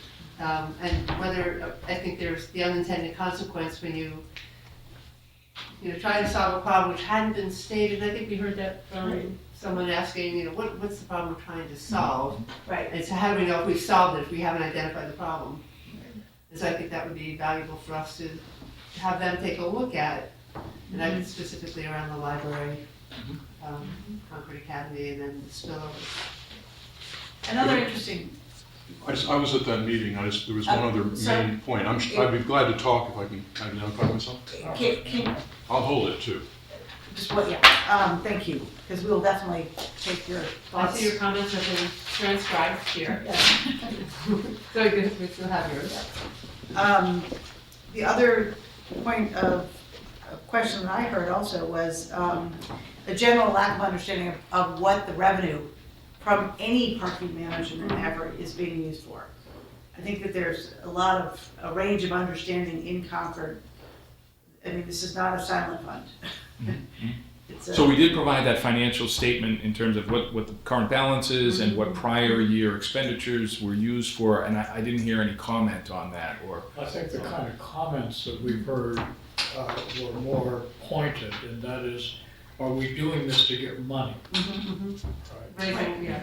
So your detailed information was really sort of lost on that question in some sense. I think we should just make sure we're very clear and straightforward that the decision to put meters in or not put meters in or do this or do that hasn't got anything to do with money. Right. It's to trying to regulate traffic, provide safety. It's about management. It's not about money. So I think that just needs to be said. I mean, your report was, useful and all that, but I don't think that was the way they were thinking about it. Okay. So I heard similar kinds of things, the way I would sort of, some people were unhappy with the pay-by-phone down there. And I wrapped that all up with Concord Academy, the spillover effect. And so if something could be done down there, including revisiting with the HDC and getting them to be a party to the concern that the citizens have about the consequence of their decision. So I think we need to get them back in the tent to think about that a little bit.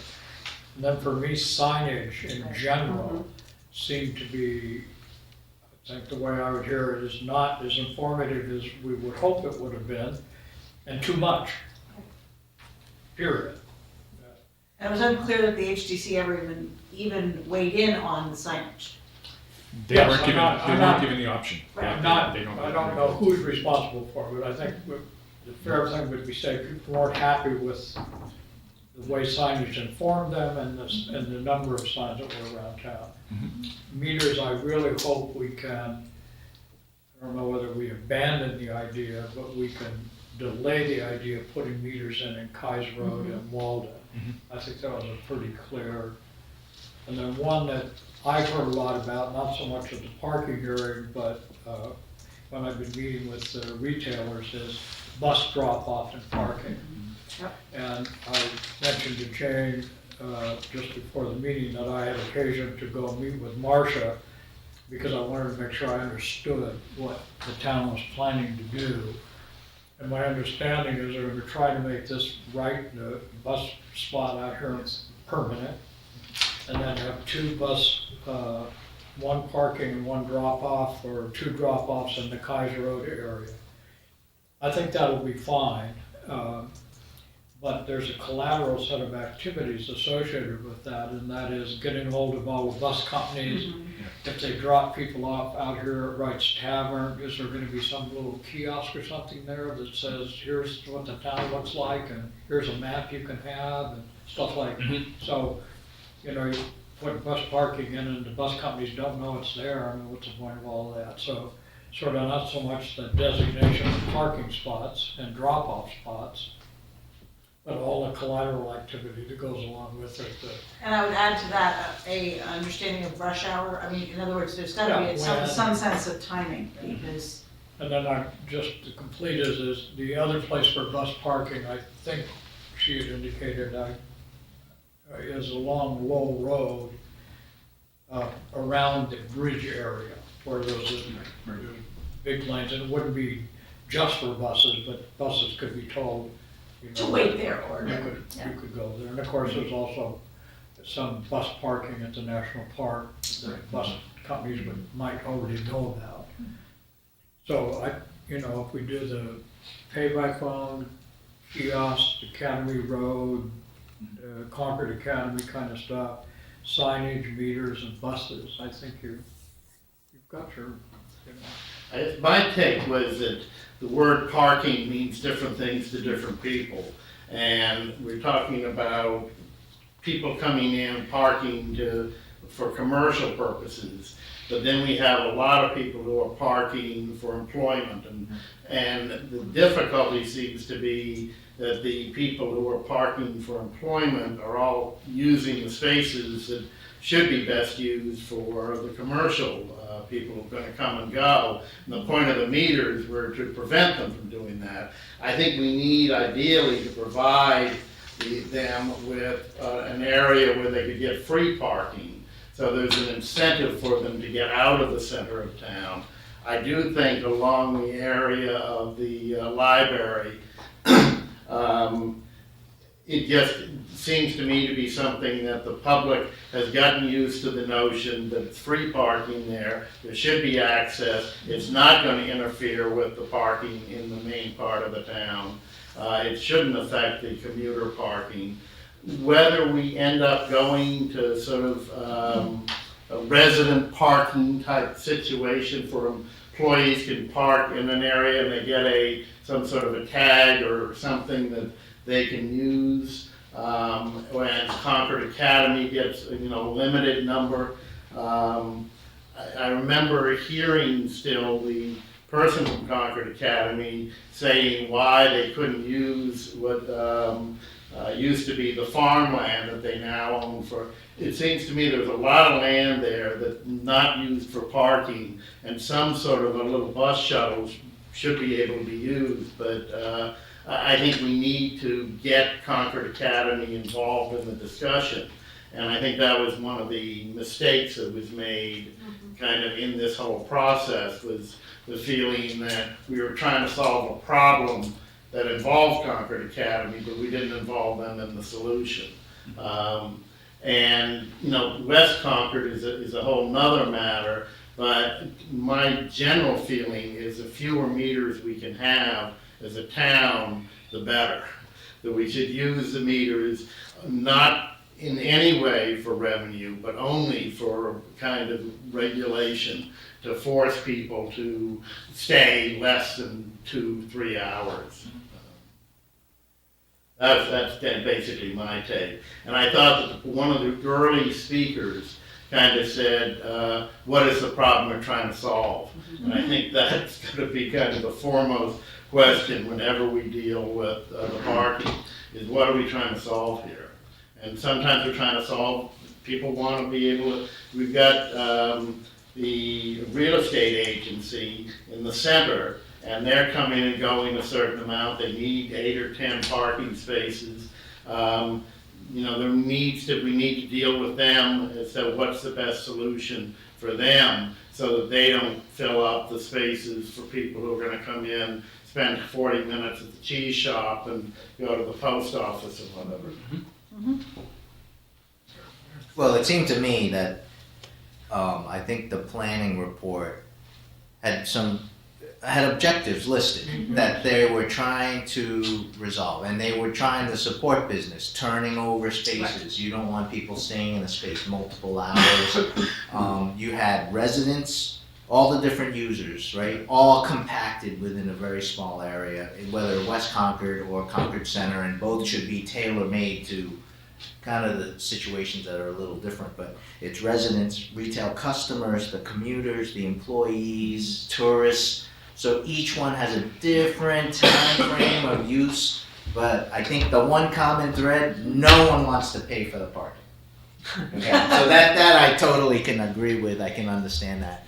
But I think the concepts that they were trying to resolve, maybe it's running into the historic district issue with no meters allowed and so on were a problem. I think there are other vehicles or other methods to try to have turnover. I know other towns and business areas have, they do the time limit. So you don't pay, you pull into a space, 2-hour parking, and they mark the wheel and you get a ticket. I'm sure the amount of appeals with the traffic officer will increase with that method, but it still welcomes people. You have the turnover, so there are other ways to approach it.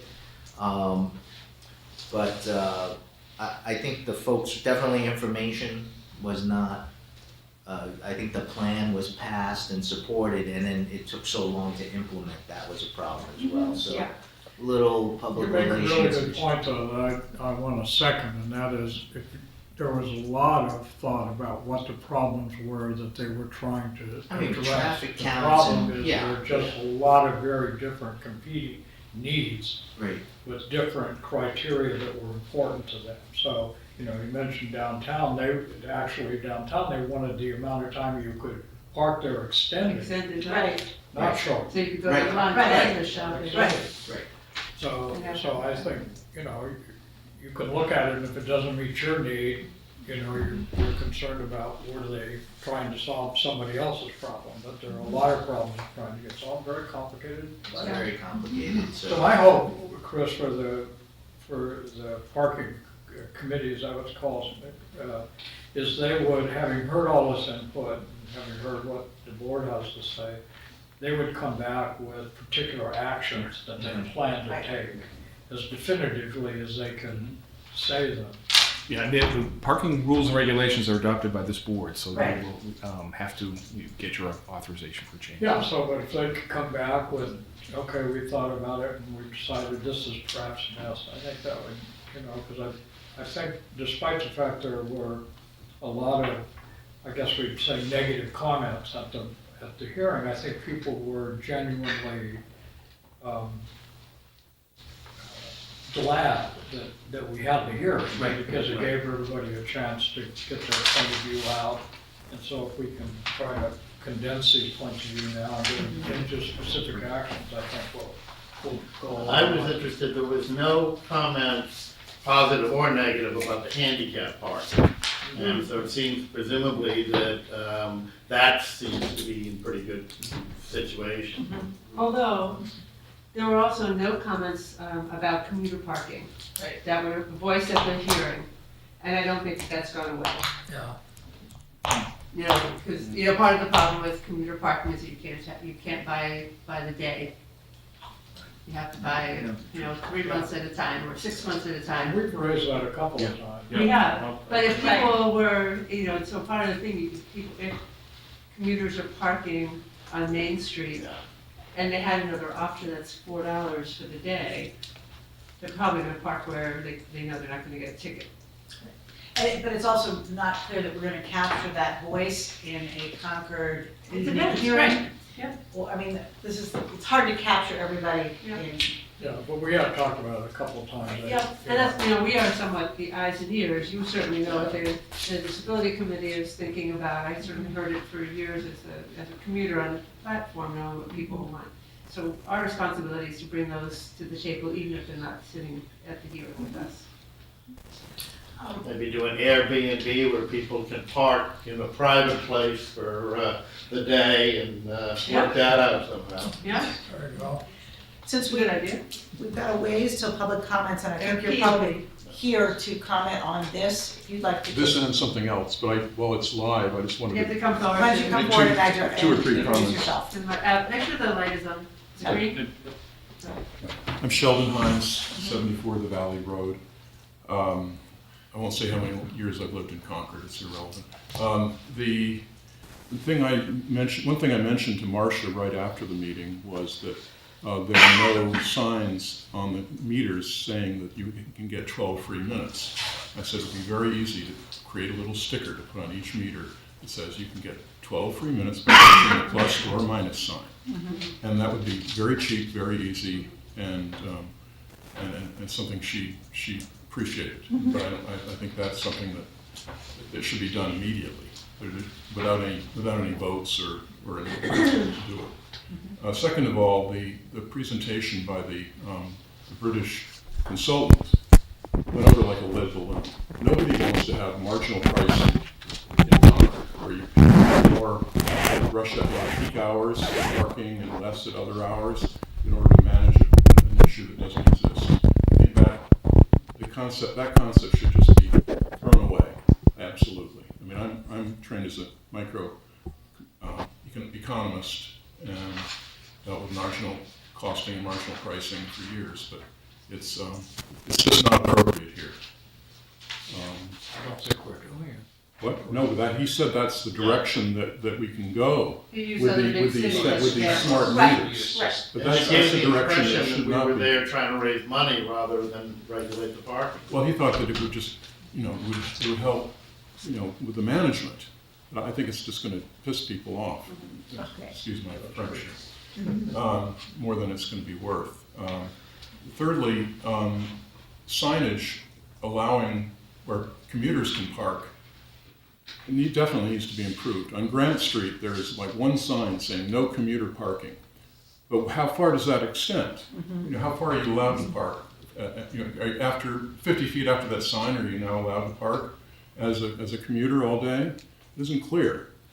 And there are lots and lots of places where commuters could park if they were only given a map of where they're allowed to park all day without a ticket. And those maps could be put in a little kiosk at the so-called Stop and Shop parking lot. When people get frustrated as to where they can park, saying you can park here. And the same thing in West Concord.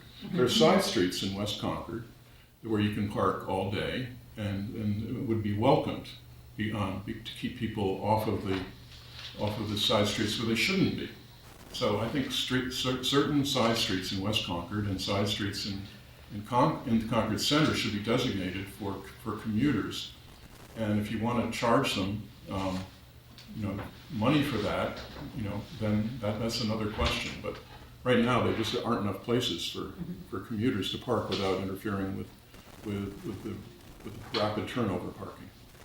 And I totally agree with the concepts of not putting meters or kiosks in those bigger parking areas, Kais Road and on Walden Street.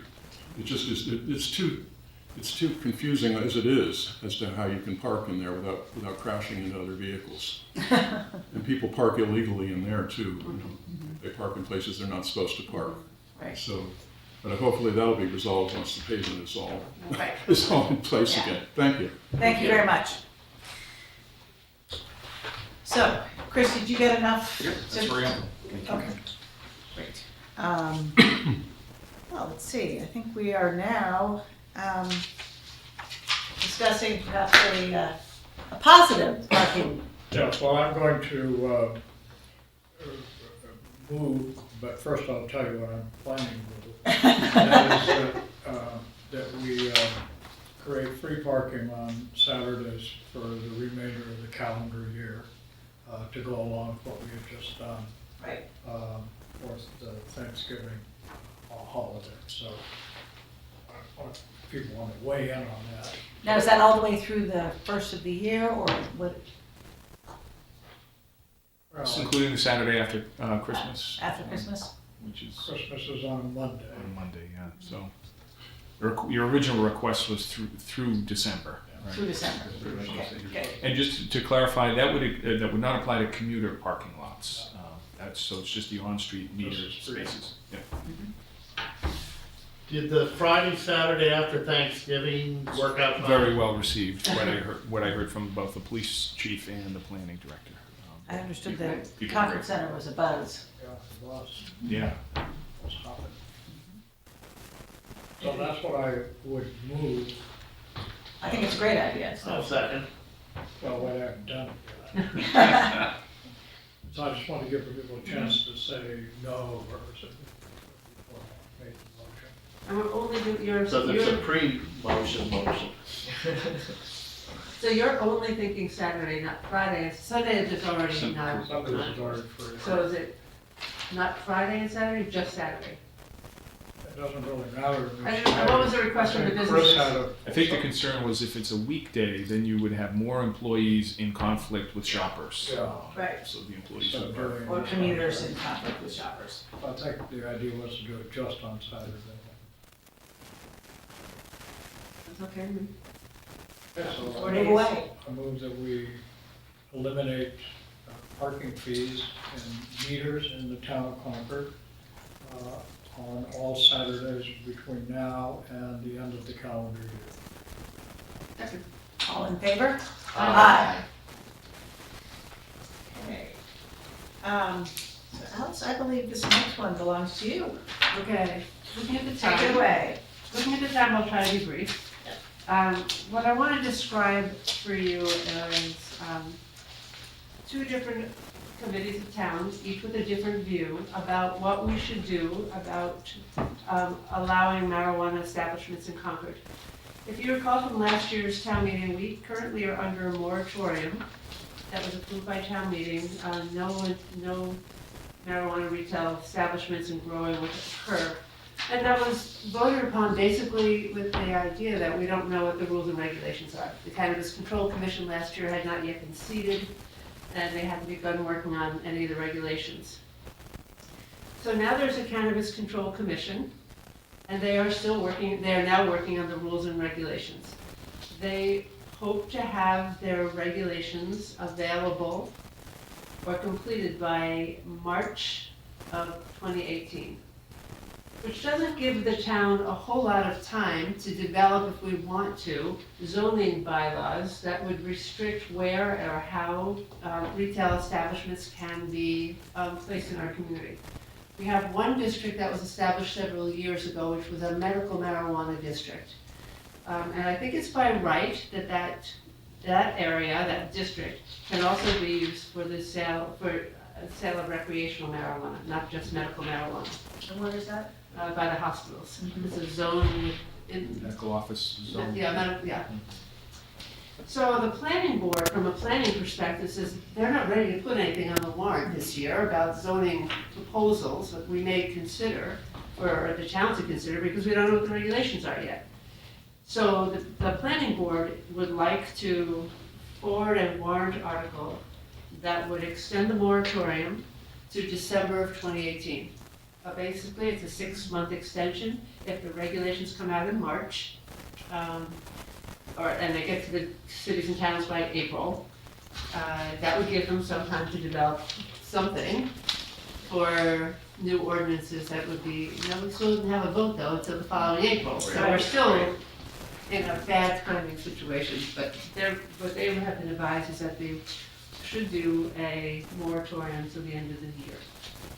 Extension of the moratorium? Extension of the moratorium to the end of December 2018. Doesn't the current moratorium go through October? It goes through April, I think. Thought it was 18 months. I thought it was June, I'm sorry. Oh, okay. It expires before the end of the year, and they've been advised that December 2018 should be the time by which they should extend the moratorium to, which would give them time to review the regulations and develop something, but we, in the meantime, don't have, we won't have any ordinances in place because town meeting is until the following spring. So the Board of Health has also been discussing this, and they have a slightly different purview.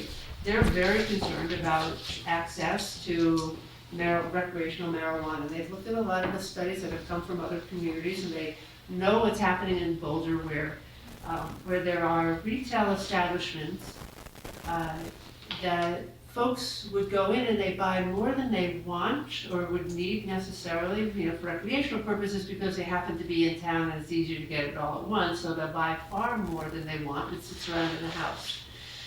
Which is, if you've got kids in the house, maybe not such a safe idea. The Board of Health folks are very concerned that easy access to marijuana will mean that our current problem with vaping and smoking and opioid crisis will only be exacerbated.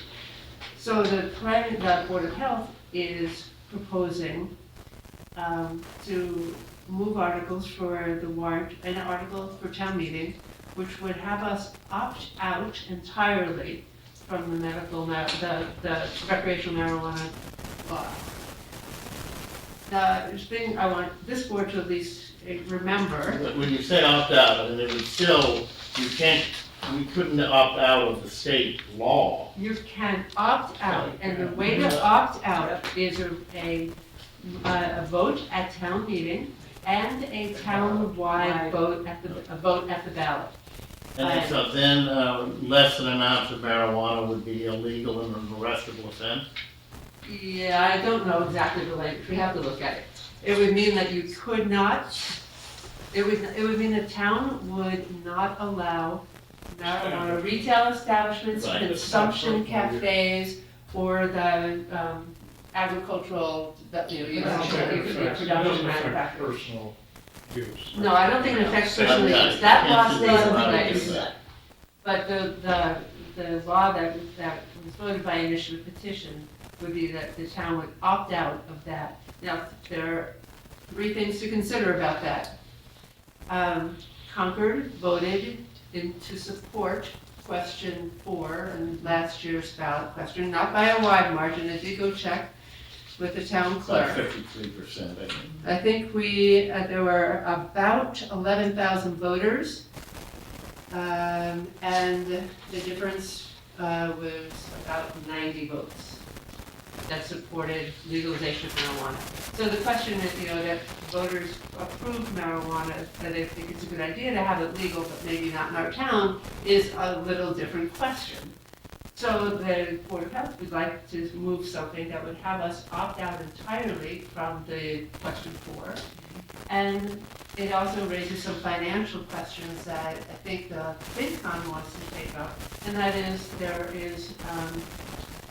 the town can have a local tax of 3% on all sales, which comes back to the community. And it's not uncommon for there to be an agreement with the host community agreements, also equivalent to another 3% on the establishment's gross sales, and limited to 5 years, but renewable after that. So there are a lot of ifs and possibilities, because it seems like we haven't voted. So then I think the select board would be presenting, at least for the Board of Health, I would guess. But the planning board would be moving a warrant article that's different, which would be the moratorium. Then the question is, what if the moratorium passes and the opt-out passes? Does that mean we opt out, or does that mean we have a moratorium and then we opt out? Well, they would both be fine, because you still have to go to the ballot box. Not for the moratorium. That's right. So even if they both pass, the opt-out could fail.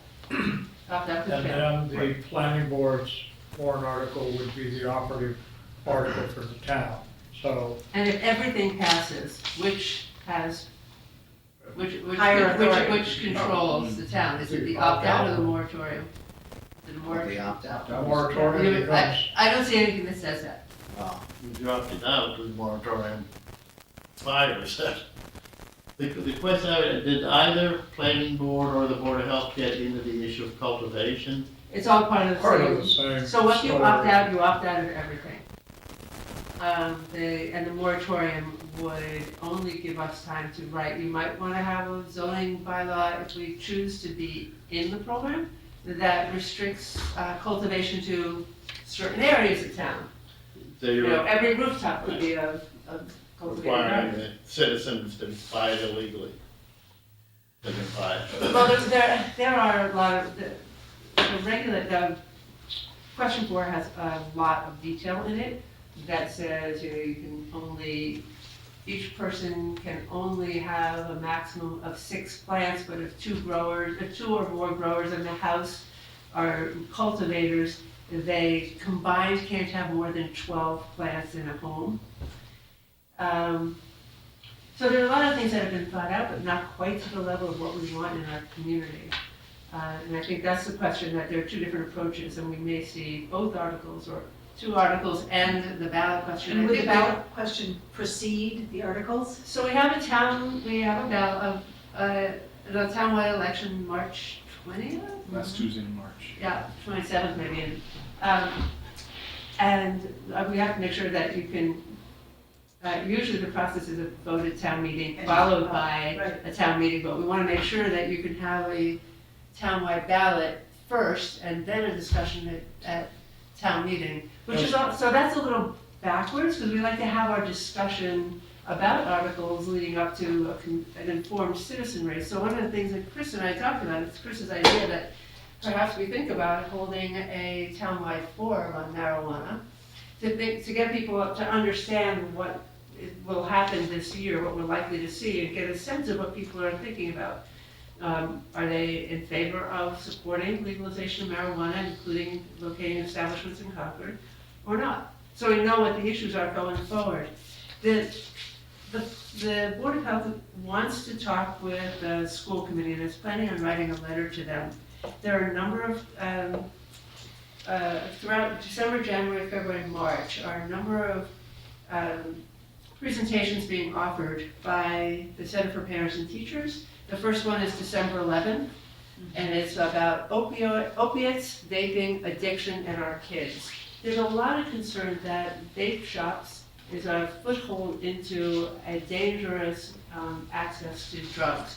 That there are a lot of things that you can vape. You can vape opiates, you can vape Ritalin, you can vape, there's all kinds of stuff you can put in there that's dangerous, including hash. So there are a lot of things for us to think about. We're not at a decision point tonight. I just wanted to raise that it's fairly complicated, that there are are 2 they going to different come taxes. to our meeting on Saturday with these articles? I believe they are. Yes. Okay. Board of Health. The Board of Health. But I assume the planning board is also, Right. or planning. I have two thoughts, I guess. One, I think it's perfectly fine for both of those warrant articles to be on the warrant. My suspicion is with a little work, the planning board's article could be crafted in a way that if the Contingent. ban Right. is approved, it disappears. Yeah. Right, I don't know how to do that, but So- I guess some clever warrant person can figure that out. So I do have this interpretation by KP Law, public sector lawyers, that helps for us to understand what the questions are. And there is something about, their suggestion is that we do both. That we prepare ourselves for a moratorium that goes, and they're suggesting to the end of December. 2018. 2018. So I don't And understand then that. also. Why wouldn't it go till April of Town meeting. 2019? Because what happens between December, so, The Commonwealth won't allow you to go for beyond December? Well, so the Commonwealth has a different interest altogether. They will begin accepting applications on April 1st, 2018. They expect to have their first applications granted by June of 2018. So they are moving forward with implementation, and they are, the applications will come in and they're ready to approve, and they'd like to see the first establishments open in the summer. okay. I mean, so they're on a different timeline. So they're way ahead of where the town is, because we haven't considered what zoning ordinances we may. But aren't they dealing with issues such as the cultivation, making sure that there's some major locations where there's cultivation? I thought there was talk with Springfield or Fall River where you have, sort of an acre or two indoors that's gonna be cultivating marijuana and, help the economy there. I'm sure they have a multiple layers of interest Opportunities. and Yeah. opportunity going forward. Yeah. I think the question, if I understand Mike right, it's, we're talking about our calendar year, the things that drive it. If you're talking about towns in Massachusetts responding, every town has a slightly different town meeting. So the question can we only go to the end of the calendar year? Or can we tie it to a town meeting cycle? I think we should find that out. Yeah. The other thing is if we passed a moratorium, Chris, is this a bylaw? I don't think it typically takes the form of a bylaw. What is it? It's a temporary No, condition. not the The opt-out is moratorium. what you're saying. Oh, not The the, So opt-out. that would be general legislation that needs to be voted on by the town. So it would be The called the town question shall about it prohibit. was, my recollection is things like that require, after we vote on them at town meeting, they have to be sent to the AG's office to get Yeah. scrubbed. Mhm. Before we can have, So we have model language already prepared by the attorneys for municipalities and MMA's attorneys. So there's model language. but still, So maybe even it's even been if it's pre-approved. perfect language, it's still, the process is, I think it has to go to Attorney the General. AG. And I don't see that town meeting now is gonna be able to prohibit an individual from growing the six the plants. personal use isn't It's the isn't retail. part of that. This is establishments, Yes, commercial, only not that, personal. yeah. Right, so are you saying that the AG, that process would then put the vote After. much like we just did with our home rule And even if petition? even if that isn't true, the question I would have is, are we required to use the March election For to this, have the vote? I or mean, could we go to the fall? Could we decide to we have have a special an election. election some other We have to time? find that out. I don't know if there are time constraints by which we have to do that, I'm not sure. If a municipality voted in favor of question 4 on November 8th, 2 votes, doesn't say when in this guidance. Yeah, So I'd find those things out, and I would see if we could work to get some contingent language in that planning board one. And find out whether it can be extended, because it just seems not smart to have it end in December, then we, I mean, that's a good question. It's, somebody's you know, gonna have to have a special town meeting then, because we. Otherwise we're hanging gonna fire. apply Yeah. for things and Yeah. we don't have any reason to say no to them. I will So, see if you know, they- I don't know why the December 2018 date was there, maybe the state required it. That's- And if the state required no moratoriums beyond that, then it was, you would have from March or April when the regs came out, for us to make, you know, to decide what we wanted to do in terms of zoning, write the zoning ordinances and have them approved by December 18th, which would be a special town meeting.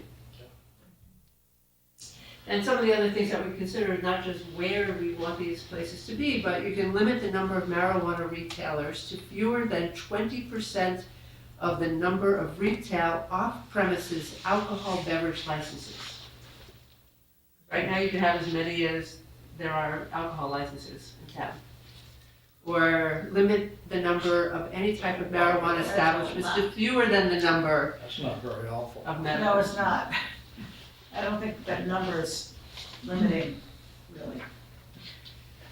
And last, there's some model language for cities and towns who are interested in marijuana cafes. It is something that the Social Consumption Committee of the Cannabis Control Commission has put forward, is the idea of socializing and making available marijuana at other locations. You can go down to a bar and you can have a beer and I'll have a few gummy bears. And they'd like to see it socialized so that it becomes an operational norm. And I think this says you can petition for ballot question to permit marijuana cafes. So I think it has a slightly different approach. If you're going to, if you want to have cafes, you'd have to go back to the ballot. So is that a path where the alcohol, tobacco, and the licenses that we grant could be expanded to include? So any one of the current alcohol license holders could expand to include? They could come in and ask. So the procedure for allowing Right, consumption they'll apply. on the Right, premise. exactly. So again, Sure. So this would allow, procedure for allowing consumption on the premises where marijuana is sold remains unchanged, right? A petition signed by at least 10% of the registered voters is the only mechanism to put this question on the ballot. And it can only appear on a ballot for the biennial state election, which is November 18, 2018. So this is food for thought. For those going to the Saturday meeting, we will hear from both the planning board and the Board of Health. We'll see two different proposals being put forward. One is the moratorium and one is outright opting out of the program entirely. And both will go to the voters. Again, the overarching thing is I don't see any problem with two articles. They're distinct choices. It might be So worth it's checking with figure it the out. Attorney General about the date for the Oh, we gotta moratorium. figure it Yeah, out. there's a lot of- detail. a lot We need homework to to do. coordinate and word it so that they complement Yeah. each other or they're contingent upon each other. So. And once again, remember the legal age consumption and purchasing is 21. Just made that. Anyway, sorry. You cannot. So these, you'll hear more on Saturday and definitely more coming up, and we should decide if we think it's useful to have a townwide forum on marijuana in town. well, I think that seems to be needed regardless of where we go with this. Just even if there were no warrant articles at all, I mean, this is a conversation that is continuously expanding. So two things that the Board of Health has been working with is schools. They have updated a new brochure on the dangers of vaping and use of e-cigarettes, because it's on the rise in Concord, and vaping is a big problem because it's not regulated as well. And you put other substances in vapor making devices. And there was also an article was included in CCHS Principal's blog that raises a concern about the increase in e-cigarette use in students. Right. And the town has 4 applications for vape shops Right now. They came into the Board of Health. The health code, probably health. Well, thank you, Alice, that is a Nice work. huge task. I'll pass this on to the attorney on the table. There we go. I think the farmers would be interested. All right, I think we are now going to review the select board priorities for CPA funding. I think we all have it. So the Community Preservation Committee is getting close to needing to make some decisions. I think they're meeting Wednesday night, and perhaps to make some initial decisions. And wanted to, Marcia Rasmussen asked specifically if the Giroux land acquisition was a priority for the board. I think we indicated in August that it was, but it'd be helpful if you confirm that. And then she also said the committee would benefit from any other priorities that you wanted to identify. Again, I think we conveyed them before the applications were due. I believe you did. Okay. So I would be interested in getting further information on number K, the Emerson Field improvements. It says complete much needed infrastructure improvements, but I've heard nothing about what those are and why the price tag is $600,000. So, and that was initiated by the Public Works Department. They want to rehabilitate the playing fields at Emerson, including the irrigation system, but also the soil. The grading has changed. Some of it's not graded properly, so water collects in certain spots, and just it's. It needs to be done all at one time. That's the most cost-effective way of doing it, is doing it all at once. Otherwise, bringing in a contractor, say, in do 3 fields at 3 different times, you'd pay more for mobilization costs. Yeah, you're resodding or reseeding, depending on the work, so you do it all at one time. You know when it was last done? When was it? More than 25 years. Well, there's 88, there's. I thought it was a good indication. If you Yeah. don't know, it was a long time ago. No, but there's a good scope description in the memo, right? Irrigation system, ADA pathway installation, upgrades, replacement of fencing backstops. Because that's a awfully large hunk of what's going to be available. Yep. Right.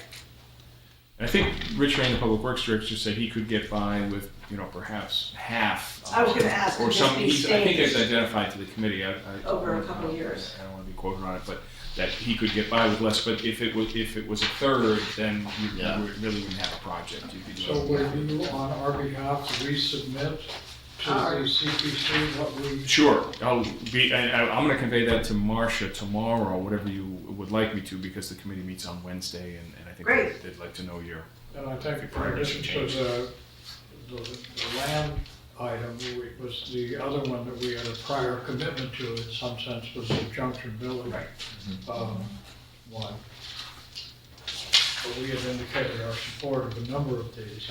The Bruce Green Rail Trail, as I recall, was another one that Well, White Pines were also, Yeah, we're committed to. we're committed, we. someone committed to this, we're I halfway think we had through. done that. Yeah, but I think that's on the list Yeah. that we agreed to. a while ago. Yep. But also and I don't know whether the Affordable Housing Committee has looked into number B, but that certainly would be a priority of mine, the renovation of the housing units for affordable housing. I think that's kind of a critical one. Okay, and they specifically said your priorities for town projects, so they weren't asking you to prioritize the non-town projects. Okay. I think that's, again, keeping with our earlier memo. Steve, just a quick side point, is there gonna be an article from the Affordable Housing Committee? Yeah, there was a lot of discussion about that at last week's meeting, and we're meeting tomorrow as well. So I'm definitely going to encourage a placeholder, at least to stimulate conversation and further discussion. And we haven't had many visitors either to our meeting, so I think we should put something on the warrant, and that'll get everyone interested. I think. Okay. Make sure that Aaron, our public information officer, is well aware of the actions of this Absolutely. new committee. But yeah.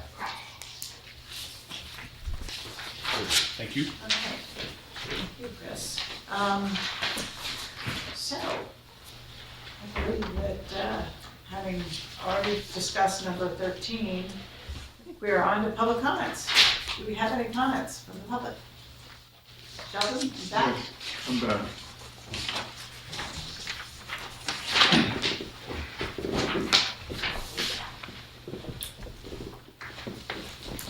Hi, Sheldon Hines, 74 the Valley Road. I have submitted a letter to the editor of the Concord Journal related to the proposals to have BCS antennas either in the Emerson umbrella or on top of the high school. I was very surprised to learn from a Concord Journal article last week that the high school was being considered and that the CCHS school board had agreed to allow potentially antennas on top of the high school. So with that background, just would like to read my letter. Section 7.8 of the Concord zoning bylaw is designed, among other objectives, to protect schools from proximity to PCS antennas. An antenna on an existing building should be at least 500 feet away from a school. Again, we're talking PCS is cell phones or all the services that you can use on a mobile phone, including data. Both the Emerson umbrella and the CCHS buildings are the sites of schools. Section 7.8.4 of the zoning bylaw states, any person who desires to construct or install a personal wireless communication facility, including co-location on an existing facility, shall submit a written application for a special permit and site plan approval to the board, meaning the zoning board, with copies to the planning board. No such application has been filed.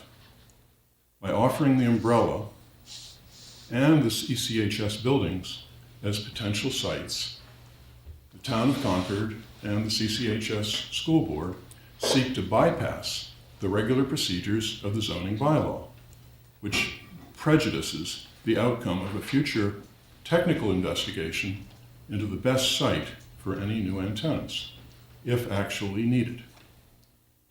There is a high probability that the former landfill on Route 2, which is close to the alleged hole in coverage or capacity or both in Concord Center, satisfies the bylaw provisions much more fully, given that it offers a location within 1,000 feet of only a few single-family homes.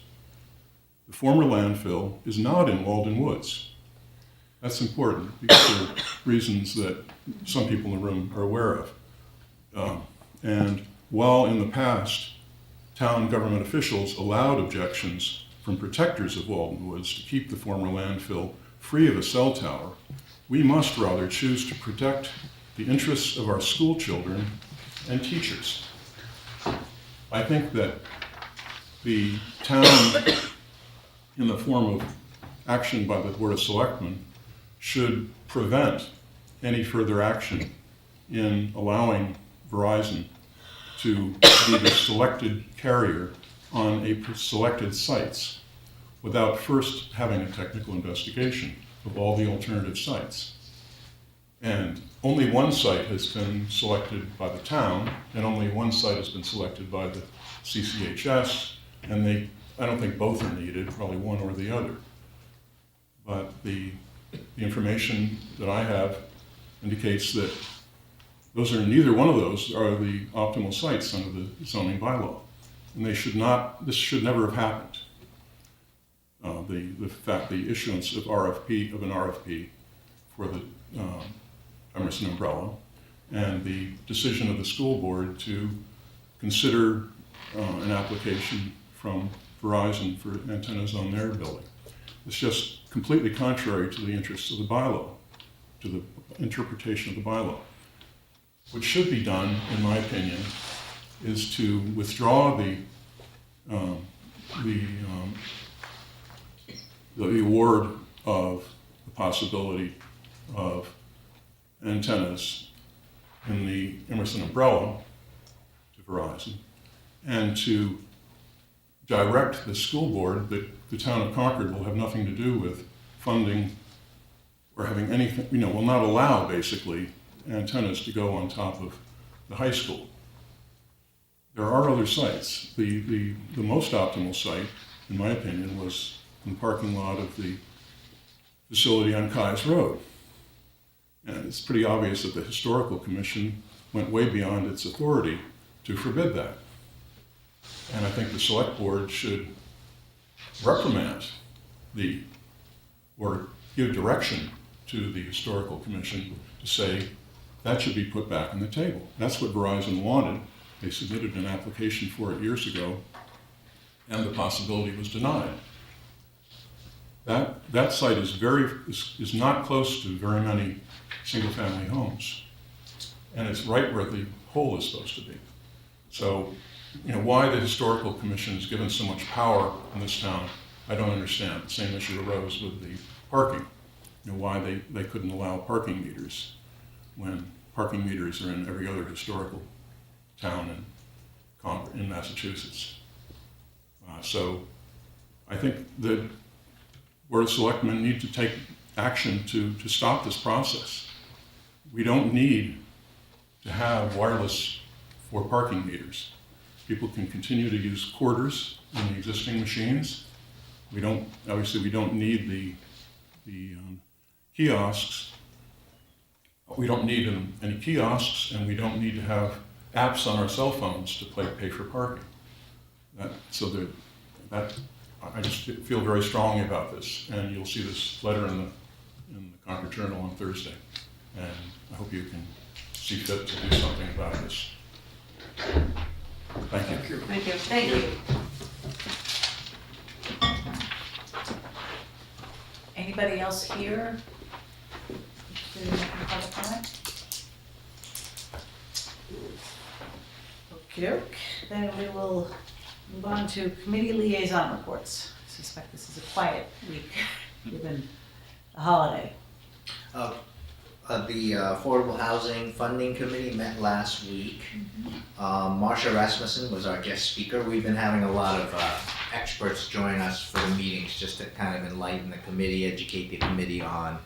We had Liz Russ from Regional Housing. We had Kerry LaFleur, Town Finance, provide information to the group about how revenue is collected and spent by the town, or how the affordable housing situation is in the region. Marsha was just offering clarifications to the committee where they asked questions about various vehicles for funding.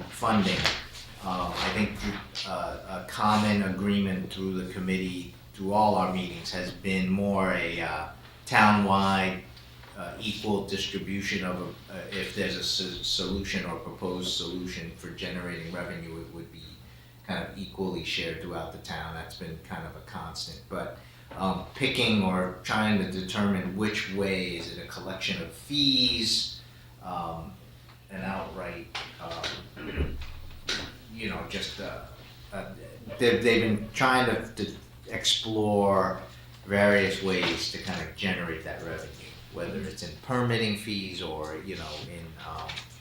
Marsha suggested a couple of different vehicles that other towns use, like payment in lieu of units with developers, so it's kind of developers kind of generating some income for the process, or is it just, a cost that the town just provides, revenue the town just provides to that effort. So we'll see what, I know Todd Benjamin, the chair, has a view of an idea of generating or creating a bond that can kind of start the process so that there's funding.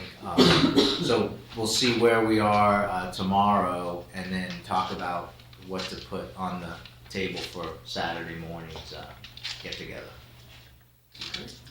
Great. Yeah.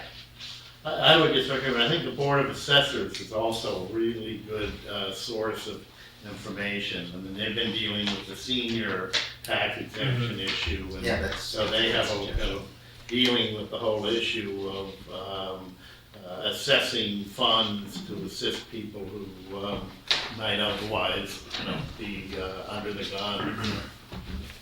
You know, the principle that you articulated, Steve, is really important because Mr. Phillips' proposal last year, well, the principle there was those folks responsible for the need to expand our affordable housing are the ones that should pay. Essentially, if you build a new house, for every house you build, the town needs to have a 10th of a house for affordable housing to stay up to speed. So the people who build the new houses are the ones who are gonna create the fund. As opposed to the principle that we all have this responsibility. Yes. For affordable housing in town. So that is a really sharp contrast in principle about how we should think about funding for affordable housing. The bond is a potentially pretty interesting idea, at least to get it going, and it's not pretty interesting.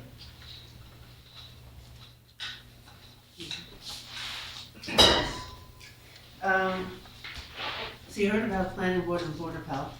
I attended the Minuteman Regional Technical High School Building Committee.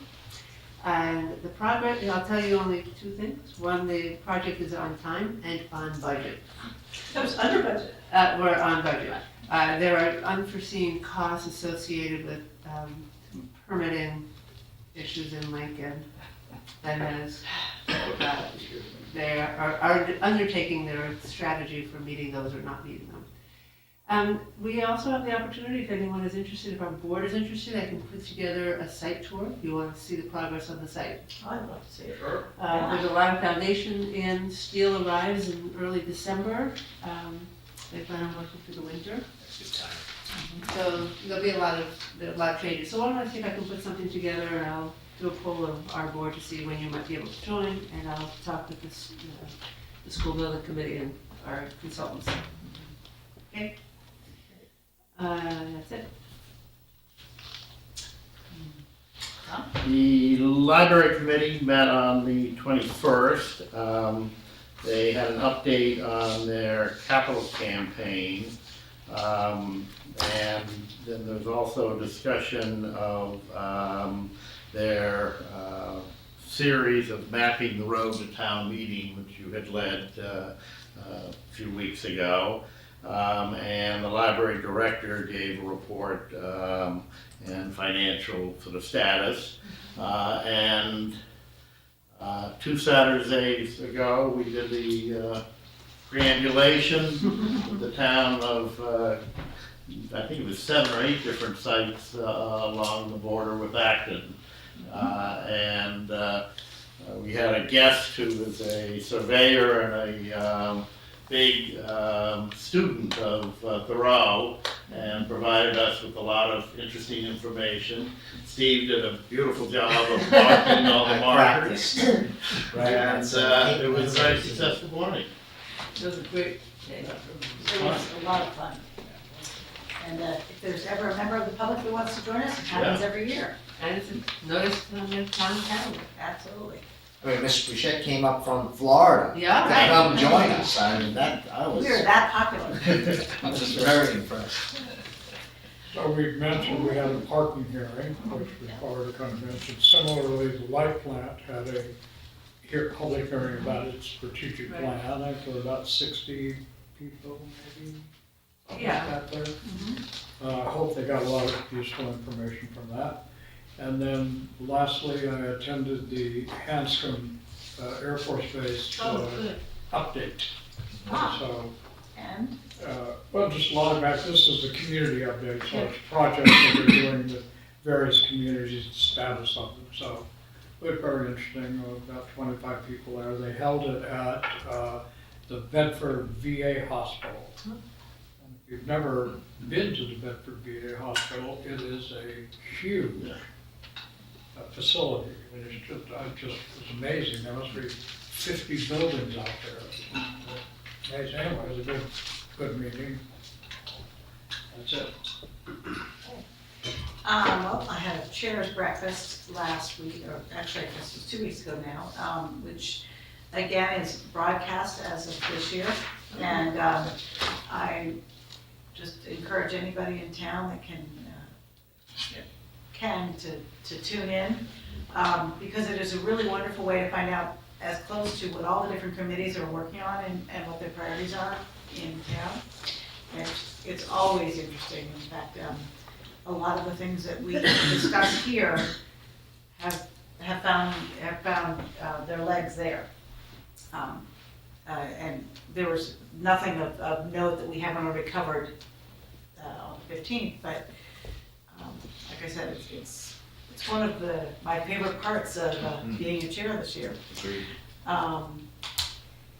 And other than that, we had a lot of other public meetings that we've discussed here, so I think that's pretty much covered. Long Range Planning Committee had a public meeting. Right, the Long Range Planning Committee as well, exactly.